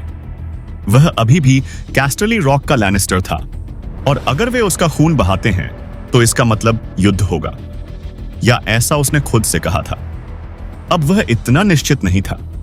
शायद उसके अपहरणकर्ता उसे यहां सड़ने देना चाहते थे, लेकिन उसे डर था कि उसके पास लंबे समय तक सड़ने की ताकत नहीं है। वह हर दिन कमजोर होता जा रहा था, और यह केवल समय की बात थी जब तक कि मोर्ड की लात और घूंसे उसे गंभीर रूप से नुकसान न पहुंचा दें, बशर्ते कि जेलर उसे पहले भूखा न मार दे। ठंड और भूख की कुछ और रातें और नीला उसे भी बुलाना शुरू कर देगा। उसे आश्चर्य हुआ कि उसकी कोठरी की दीवारों, जैसी कि वे थीं, के बाहर क्या हो रहा था। लॉर्ड टाइवन ने निश्चित रूप से जब यह बात उसके पास पहुंची होगी तो उसने घुड़सवार भेजे होंगे। जैमी अभी भी चंद्रमा के पहाड़ों के माध्यम से एक सेना का नेतृत्व कर रहा होगा जब तक कि वह इसके बजाय विंटरफेल के खिलाफ उत्तर की ओर सवारी नहीं कर रहा हो। क्या घाटी के बाहर किसी को भी संदेह था कि कैटलिन स्टार्क उसे कहां ले गई थी? उसे आश्चर्य हुआ कि जब सेर्सी को पता चलेगा तो वह क्या करेगी। राजा उसे रिहा करने का आदेश दे सकता है, लेकिन क्या रॉबर्ट अपनी रानी या अपने हाथ की बात सुनेगा? राजा के अपनी बहन के प्रति प्रेम के बारे में टायरियन को कोई भ्रम नहीं था। अगर सेर्सी ने अपने होश संभाले रखे तो वह राजा से आग्रह करेगी कि वह खुद टायरियन के बारे में निर्णय ले। यहां तक कि नेड स्टार्क भी इस पर आपत्ति नहीं कर सकता था, राजा के सम्मान को ठेस पहुंचाए बिना नहीं। और टायरियन को मुकदमे में अपनी किस्मत आजमाने में बहुत खुशी होगी। चाहे जो भी हत्याएं क्यों न कर दें, स्टार्क के पास अब तक किसी भी बात का कोई सबूत नहीं था। उन्हें आयरन थ्रोन और देश के लॉर्ड्स के सामने अपना मामला रखने दें, यह उनका अंत होगा। काश सेर्सी इतनी चतुर होती कि वह यह देख पाती। टायरियन लैनिस्टर ने आह भरी। उसकी बहन में कुछ हद तक कम चालाकी थी, लेकिन उसके अभिमान ने उसे अंधा कर दिया था। वह इस अवसर को नहीं बल्कि इसमें अपमान को देखती। और जैमी और भी बुरा था, जल्दबाज और जिद्दी और जल्दी गुस्सा होने वाला। उसका भाई कभी भी गांठ नहीं खोलता था, जबकि वह अपनी तलवार से उसे 2 टुकड़ों में काट सकता था। उसे आश्चर्य हुआ कि उनमें से किसने स्टार्क लड़के को चुप कराने के लिए फुटपैड भेजा था, और क्या उन्होंने वास्तव में लॉर्ड एरिन की हत्या की साजिश रची थी। अगर पुराने हैंड की हत्या हुई थी तो यह चतुराई और सूक्ष्मता से की गई थी। उसकी उम्र के लोग हमेशा अचानक बीमारी से मर जाते थे। इसके विपरीत ब्रैंडन स्टार्क के पीछे चोरी के चाकू के साथ किसी मूर्ख को भेजना उसे अविश्वसनीय रूप से अनाड़ी लगा। और क्या यह अजीब नहीं था? इस पर सोचने पर टायरियन कांप उठा। अब एक बुरा संदेह था। शायद जंगल में केवल डायर वुल्फ और शेर ही जानवर नहीं थे, और अगर यह सच था तो कोई उसे कैट्सपॉ के रूप में इस्तेमाल कर रहा था। टायरियन लैनिस्टर को इस्तेमाल किए जाने से नफरत थी। उसे यहां से जल्दी ही निकल जाना होगा। मोर्ड को मात देने की उसकी संभावनाएं न के बराबर थीं, और कोई भी उसे 600 फीट लंबी रस्सी नहीं दे सकता था। इसलिए उसे खुद को आजाद करने के लिए बात करनी होगी। उसका मुंह उसे इस कोठरी में ले आया था, यह उसे बाहर निकाल सकता था। टायरियन ने खुद को अपने पैरों पर धकेला, अपने नीचे फर्श की ढलान को अनदेखा करने की पूरी कोशिश की, जो किनारे की ओर बहुत ही सूक्ष्म खींचतान के साथ थी। उसने मुट्ठी से दरवाजे पर जोर से प्रहार किया। मोर्ड, उसने चिल्लाया। टर्नकी, मोर्ड, मैं तुम्हें चाहता हूं। उसे 10 मिनट तक ऐसा ही करना पड़ा। फिर उसने कदमों की आहट सुनी। टायरियन ने एक पल पीछे हटकर दरवाजा खोला। तभी दरवाजा जोर से खुला। शोर मचाते हुए मोर्ड ने अपनी आंखों में खून भरते हुए गुर्राहट के साथ कहा। एक मांसल हाथ से चमड़े का पट्टा लटक रहा था, जो चौड़ा और मोटा था, जो उसकी मुट्ठी में दुगुना था। उन्हें कभी मत दिखाओ कि तुम डरते हो, टायरियन ने खुद को याद दिलाया। तुम अमीर कैसे बनना चाहोगे? उसने पूछा। मोर्ड ने उसे मारा।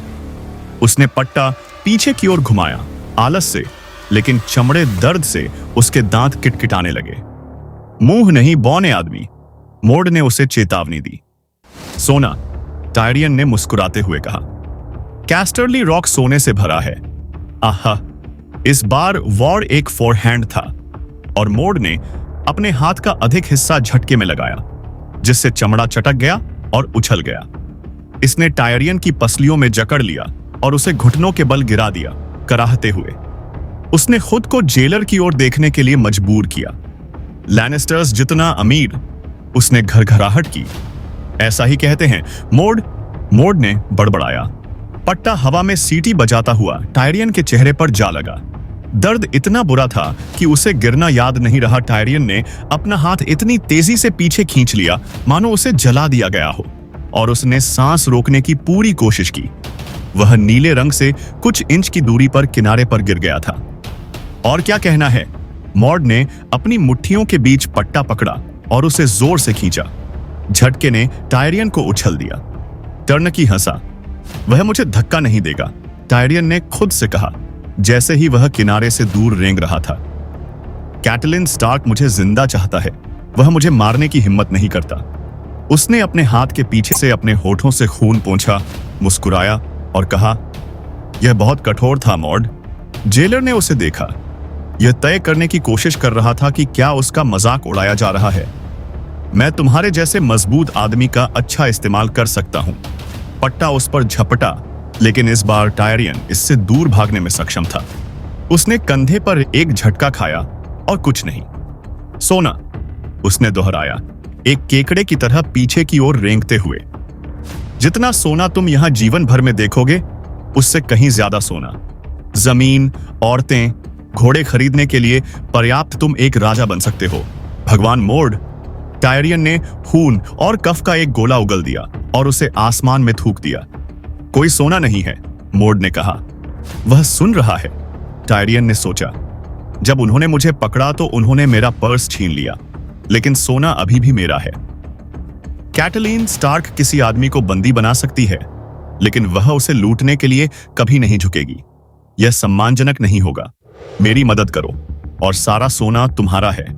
मोड का पट्टा बाहर निकला, लेकिन यह एक आधा अधूरा, बेतरतीब, धीमा और तिरस्कारपूर्ण झटका था। टायरियन ने चमड़े को अपने हाथ में पकड़ा और उसे कैद कर लिया। तुम्हें कोई जोखिम नहीं होगा, तुम्हें बस एक संदेश देना है। जेलर ने टायरियन की मुट्ठी से चमड़े का पट्टा खींचकर छुड़ाया। संदेश, उसने कहा, जैसे उसने पहले कभी यह शब्द नहीं सुना हो। उसके माथे पर गहरी झुर्रियां पड़ गईं। आपने मेरी बात सुनी मेरे स्वामी, बस मेरी बात अपनी महिला तक पहुंचाएं। उसे बताएं क्या संभवतः क्या लिसा एरिन को नरम पड़ने पर मजबूर कर सकता है। प्रेरणा अचानक टायरियन लैनिस्टर को मिली। उसे बताएं कि मैं अपने अपराधों को कबूल करना चाहता हूं। मोड ने अपना हाथ उठाया और टायरियन ने खुद को एक और वार के लिए तैयार किया, लेकिन टर्नकी हिचकिचाया। उसकी आंखों में संदेह और लालच की जंग थी। वह सोना चाहता था, फिर भी उसे एक चाल का डर था। वह एक ऐसे आदमी की नजर में था जिसे अक्सर धोखा दिया गया था। यह झूठ है, उसने अंधेरे में बड़बड़ाया। बौने आदमी ने मुझे धोखा दिया। मैं अपना वादा लिखकर रखूंगा, टायरियन ने कसम खाई। कुछ अनपढ़ लोग लेखन को घृणा की दृष्टि से देखते थे। दूसरों को लिखित शब्द के प्रति अंधविश्वासी श्रद्धा थी, जैसे कि यह किसी तरह का जादू हो। सौभाग्य से मोड बाद वाले लोगों में से एक था। टर्नकी ने पट्टा नीचे कर दिया। सोना लिख रहा हूं, बहुत सारा सोना। ओह, बहुत सारा सोना, टायरियन ने उसे आश्वस्त किया। पर्स सिर्फ एक स्वाद है मेरे दोस्त। मेरा भाई ठोस सोने की प्लेट का कवच पहनता है। सच में, जैमी का कवच सोने का पानी चढ़ा हुआ स्टील का था, लेकिन यह मूर्ख कभी अंतर नहीं जान पाएगा। मोड ने सोच समझकर अपनी पट्टा को उंगलियों से छुआ, लेकिन अंत में वह नरम पड़ गया और कागज और स्याही लाने चला गया। जब पत्र लिखा गया तो जेलर ने संदेह से उस पर भौहें सिकोड़ी। अब मेरा संदेश पहुंचाओ, टायरियन ने आग्रह किया। उस रात देर से जब वे उसके लिए आए तो वह नींद में कांप रहा था।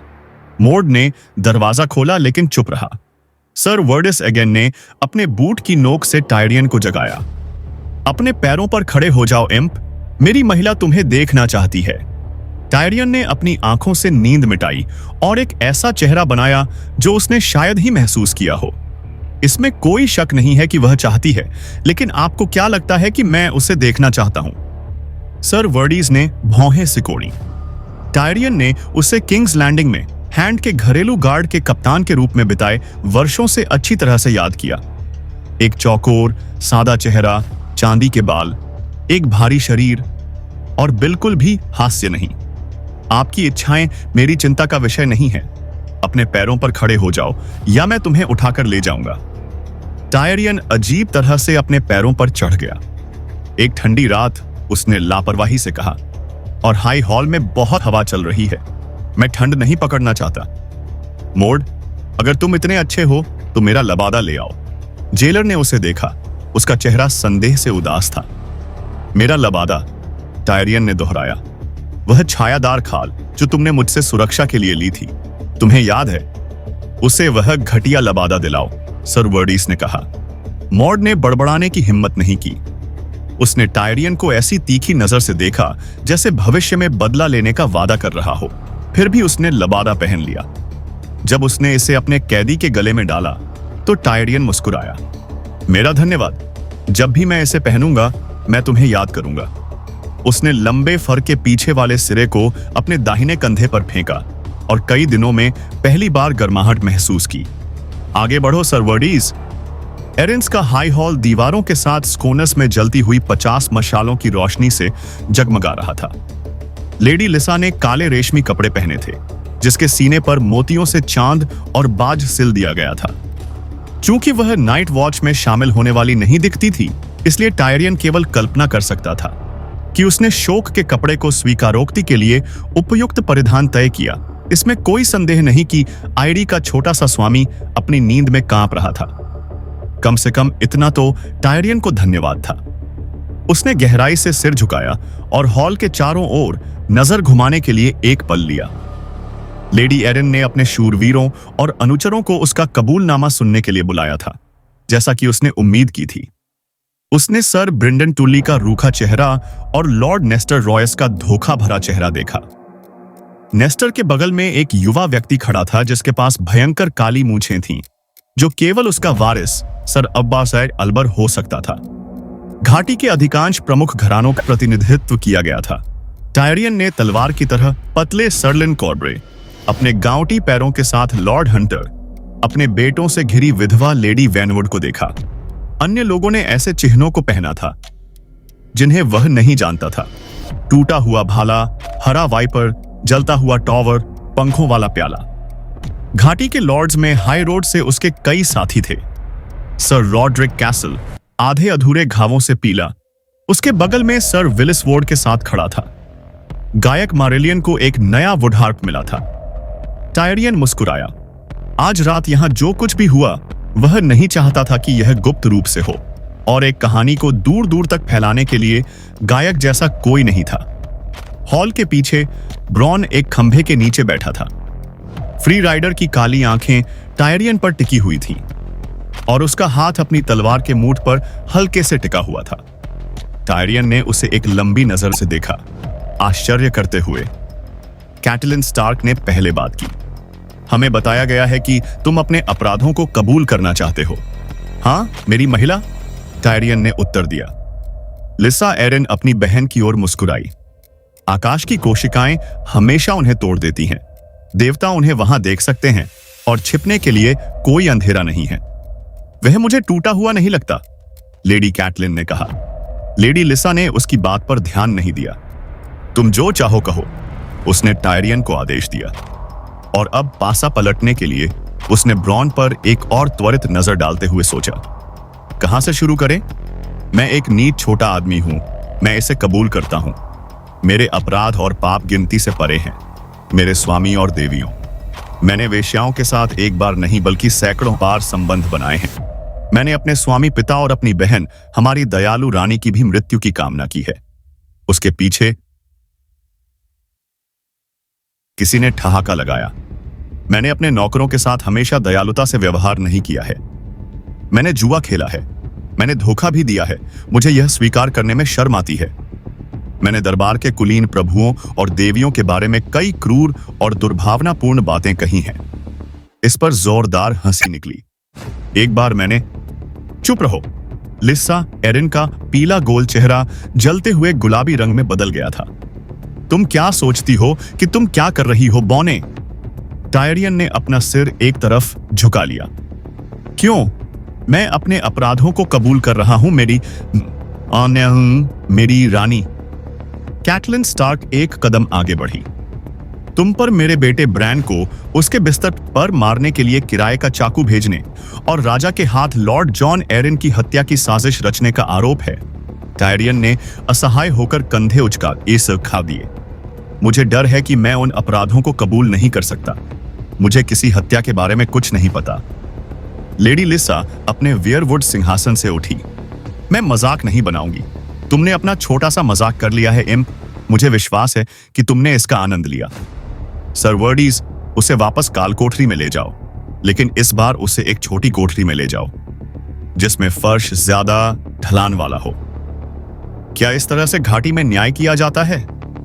टायरियन ने इतनी जोर से दहाड़ लगाई कि सर वर्डीज एक पल के लिए स्तब्ध रह गए। क्या सम्मान खूनी द्वार पर रुक जाता है? आप मुझ पर अपराध का आरोप लगाते हैं, मैं उनसे इनकार करता हूं, इसलिए आप मुझे ठंड और भूख से मरने के लिए एक खुली कोठरी में फेंक देते हैं। उसने अपना सिर उठाया ताकि वे सभी को मोड़ द्वारा उसके चेहरे पर छोड़े गए चोटों के निशान अच्छी तरह से दिखा सके। राजा का न्याय कहां है? क्या आयरी 7 राज्यों का हिस्सा नहीं है? आप कहते हैं कि मुझ पर आरोप लगाया गया है। बहुत बढ़िया, मैं एक मुकदमे की मांग करता हूं। मुझे बोलने दो और मेरे सच या झूठ का देवताओं और मनुष्यों की नजर में खुलेआम न्याय किया जाए।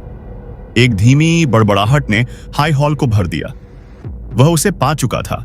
टायरी हेलो दोस्तों, ये हमारा वीडियो है। वीडियो को आप ले सकते हैं, हमें कोई समस्या नहीं है। नॉवेल ऑफ किंग चैनल को सब्सक्राइब करें। लाइक, शेयर और ज्यादा से ज्यादा कमेंट करना। अगले पार्ट के लिए धन्यवाद। टायरियन जानता था, वह उच्च कुल का था, राज्य के सबसे शक्तिशाली स्वामी का बेटा, रानी का भाई।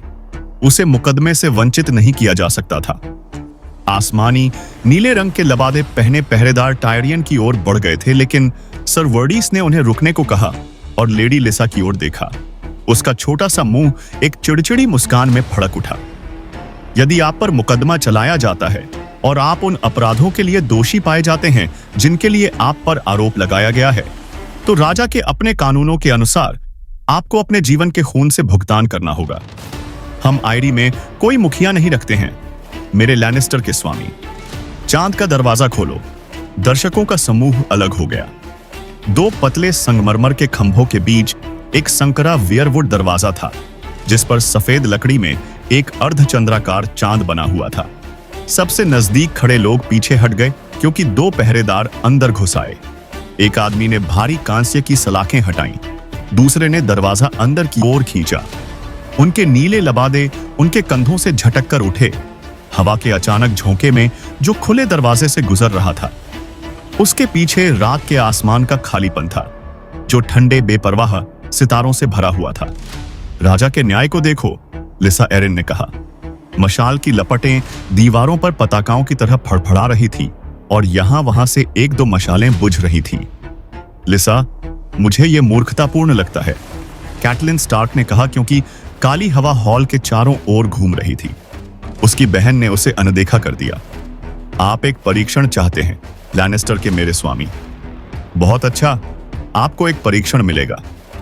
मेरा बेटा जो कुछ भी आप कहना चाहते हैं उसे सुनेगा और आप उसका निर्णय सुनेंगे। फिर आप एक या दूसरे दरवाजे से निकल सकते हैं। वह खुद से बहुत खुश दिख रही थी।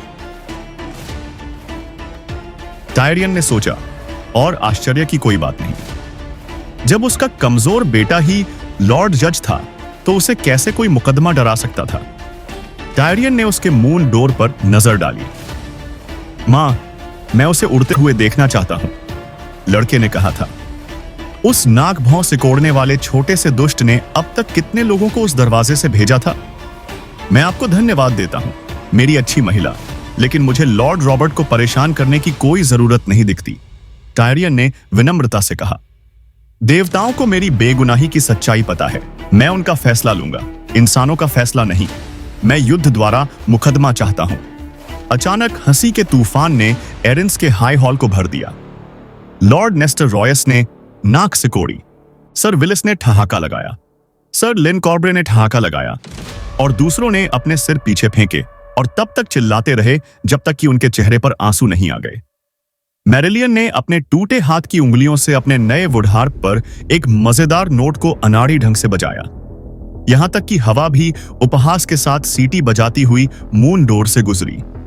लीसा एरिन की नीली आंखों में पानी भर आया और वे अनिश्चित दिखीं। उसने उसे असंतुलित कर दिया था। तुम्हारी बात सही है, निश्चित रूप से। हरे रंग के वाइपर की कढ़ाई वाले युवा शूरवीर ने आगे बढ़कर एक घुटने पर बैठ गए। मेरी महिला, मैं आपके उद्देश्य की वकालत करने का वरदान मांगता हूं। सम्मान मेरा होना चाहिए, बूढ़े लॉर्ड हंटर ने कहा। मैंने आपके स्वामी पति को जो प्यार दिया, उसके लिए मुझे उनकी मौत का बदला लेने दो। मेरे पिता ने वेले के हाई स्टीवर्ड के रूप में लॉर्ड जॉन की ईमानदारी से सेवा की, सर अल्बर रॉयस ने जोर से कहा। मुझे उनके बेटे की सेवा करने दो।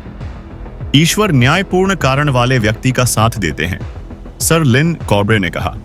लेकिन अक्सर वही व्यक्ति निकलता है जिसके पास सबसे पक्की तलवार होती है। हम सभी जानते हैं कि वह कौन है।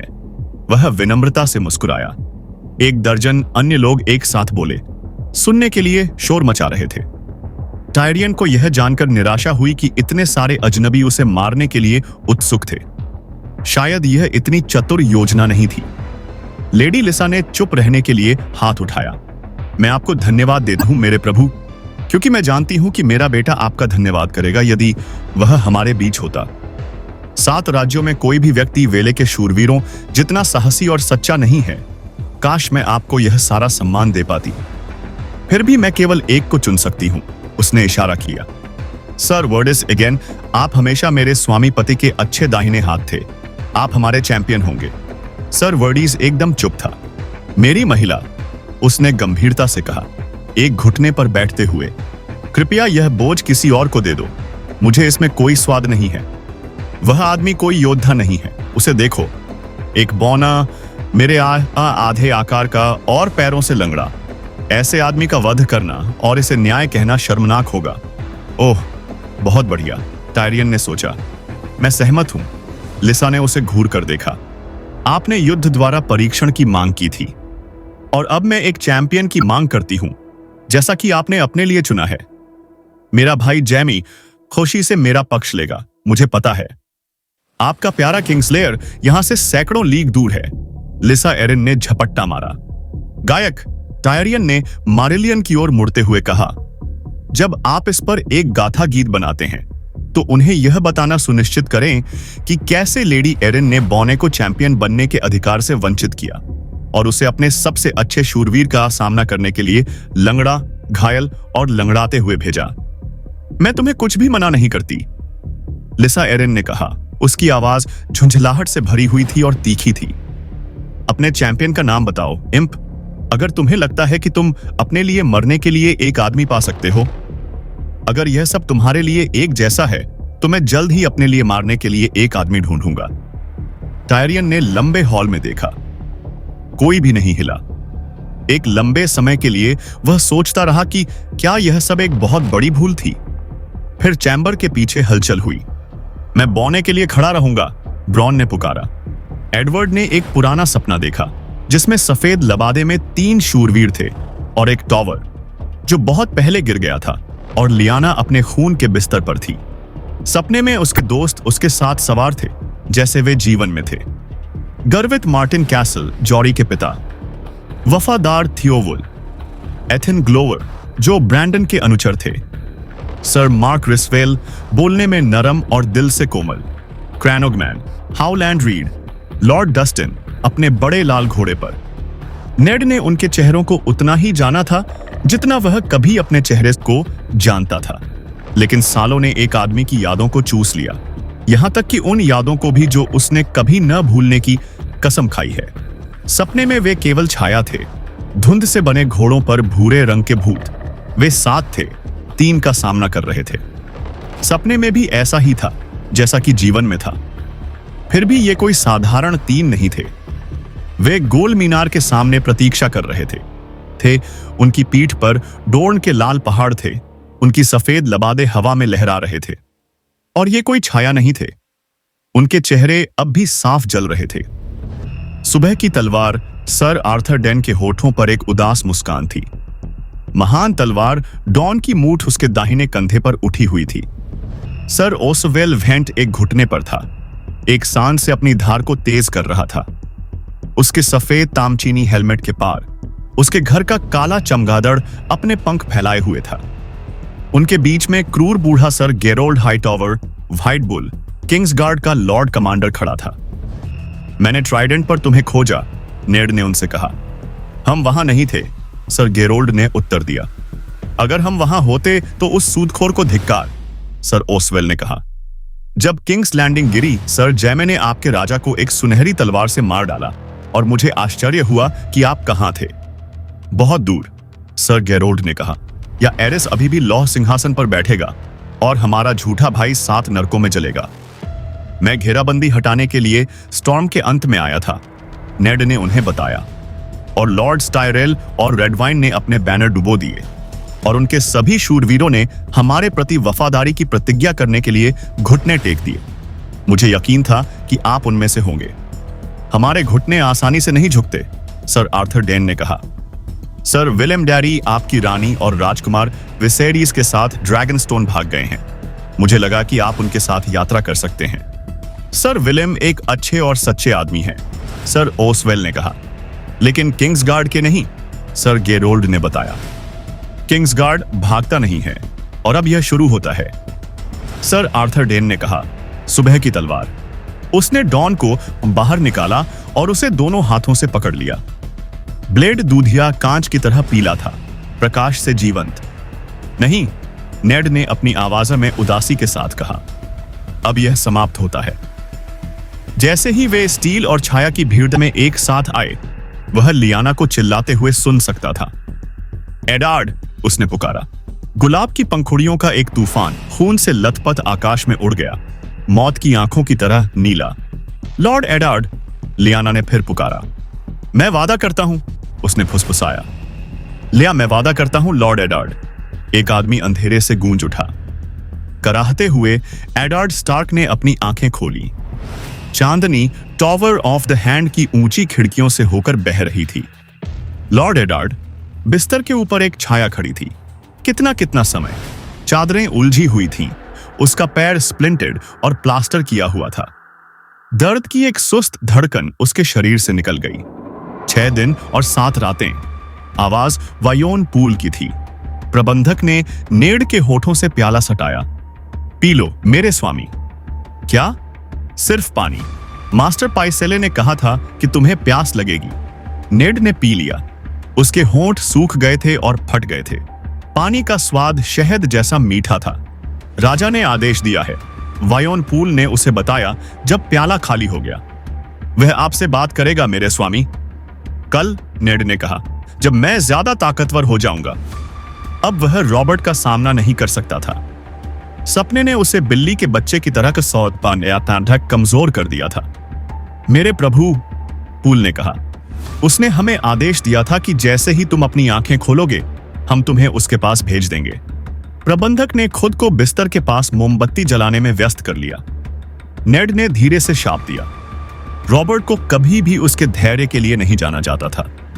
उसे बताओ कि मैं उसके पास आने के लिए बहुत कमजोर हूं। अगर वह मुझसे बात करना चाहता है तो मुझे उसे यहां पाकर खुशी होगी। मुझे उम्मीद है कि तुम उसे गहरी नींद से जगाओगे। और बुलाओ। वह जॉरी कहने ही वाला था कि उसे याद आया, मेरे गार्ड के कप्तान को बुलाओ। प्रबंधक के जाने के कुछ क्षण बाद एलेन शयन कक्ष में चली गई।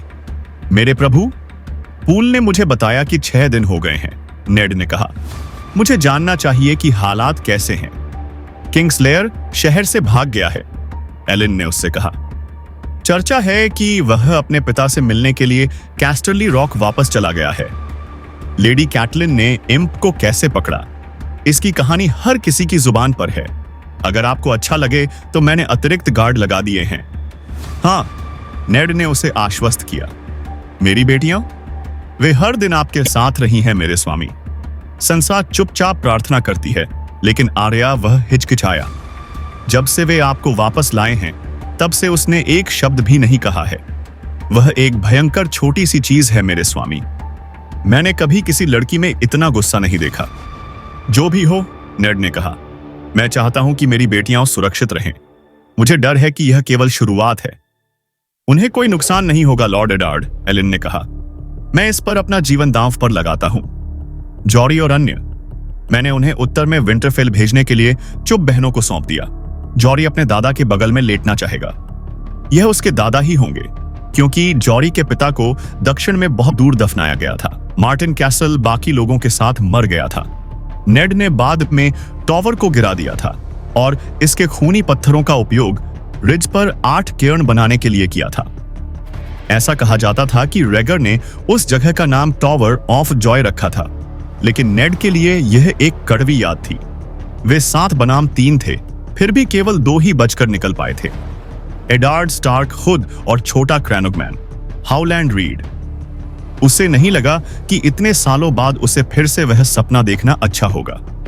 तुमने अच्छा किया एलेन, नेड कह रहा था जब वेयन पूल वापस लौटा। प्रबंधक ने सिर झुकाया। महाराज बाहर हैं, मेरे स्वामी और रानी उनके साथ हैं। नेड ने खुद को ऊपर की ओर धकेला, दर्द से कांपते हुए, अपने पैर को सिकोड़ते हुए। उसने सेर्सी के आने की उम्मीद नहीं की थी। उसका आना अच्छा नहीं था। उन्हें अंदर भेजो और हमें छोड़ दो। हमें जो कहना है वह इन दीवारों से आगे नहीं जाना चाहिए। पुल चुपचाप वापस चला गया। रॉबर्ट ने कपड़े पहनने में समय लिया था। उसने काले मखमल का डबलट पहना था जिसके सीने पर सुनहरे धागे से बाराथियोन का मुकुटधारी हिरण बना हुआ था और काले और सुनहरे वर्गों के लबादे के साथ एक सुनहरा लबादा था।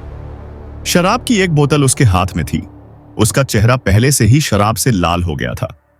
सेर्सी लैनिस्टर उसके पीछे आई। उसके बालों में एक जड़ा हुआ मुकुट था।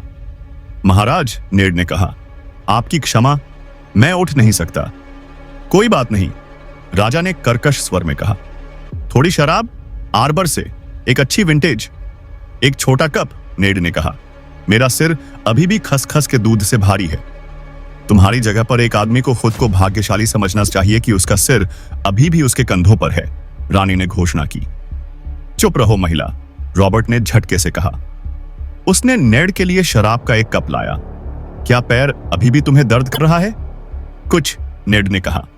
उसका सिर घूम रहा था, लेकिन रानी के सामने कमजोरी स्वीकार करना ठीक नहीं था। पाइसेल कसम खाता है कि यह साफ ठीक हो जाएगा। रॉबर्ट ने भौहें सिकोड़ी। मुझे लगता है कि आप जानते हैं कि कैटलिन ने क्या किया है। मैं जानता हूं। नेड ने शराब का एक छोटा घूंट लिया। मेरी महिला पत्नी निर्दोष है, महामहिम। उसने जो कुछ भी किया वह मेरे आदेश पर किया। मैं खुश नहीं हूं, नेड, रॉबर्ट ने बड़बड़ाया। तुम किस अधिकार से मेरे खून पर हाथ रखने की हिम्मत करते हो? तुम ही हाथ थे, सेर्सी ने शुरू किया। लेकिन अब चुप रहो, राजा ने दहाड़ लगाई।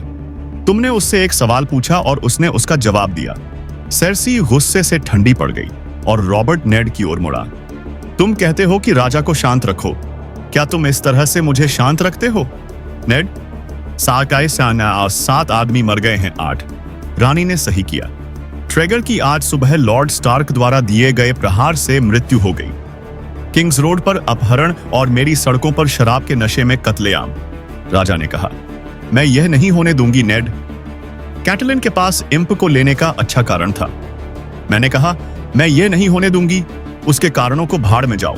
आप उसे बौने को तुरंत रिहा करने का आदेश देंगे।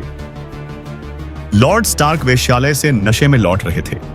उनके आदमियों ने जैमी और उनके गार्ड पर हमला किया, जबकि उनकी पत्नी ने किंग्स रोड पर टायरियन पर हमला किया था। तुम मुझे इससे बेहतर जानते हो, रॉबर्ट, नेड ने कहा। अगर तुम्हें मुझ पर शक है तो लॉर्ड बेलिश से पूछो। वह बॉसव वहां था। मैंने लिटिल फिंगर से बात की है, रॉबर्ट ने कहा। उसका दावा है कि वह लड़ाई शुरू होने से पहले सोने के लबादे लाने के लिए चला गया था, लेकिन वह मानता है कि तुम किसी वेश्यालय से लौट रहे थे। कोई वेश्यालय? धिक्कार है तुम्हारी आंखों पर, रॉबर्ट। मैं तुम्हारी बेटी को देखने के लिए वहां गया था। उसकी मां ने उसका नाम बारा रखा है।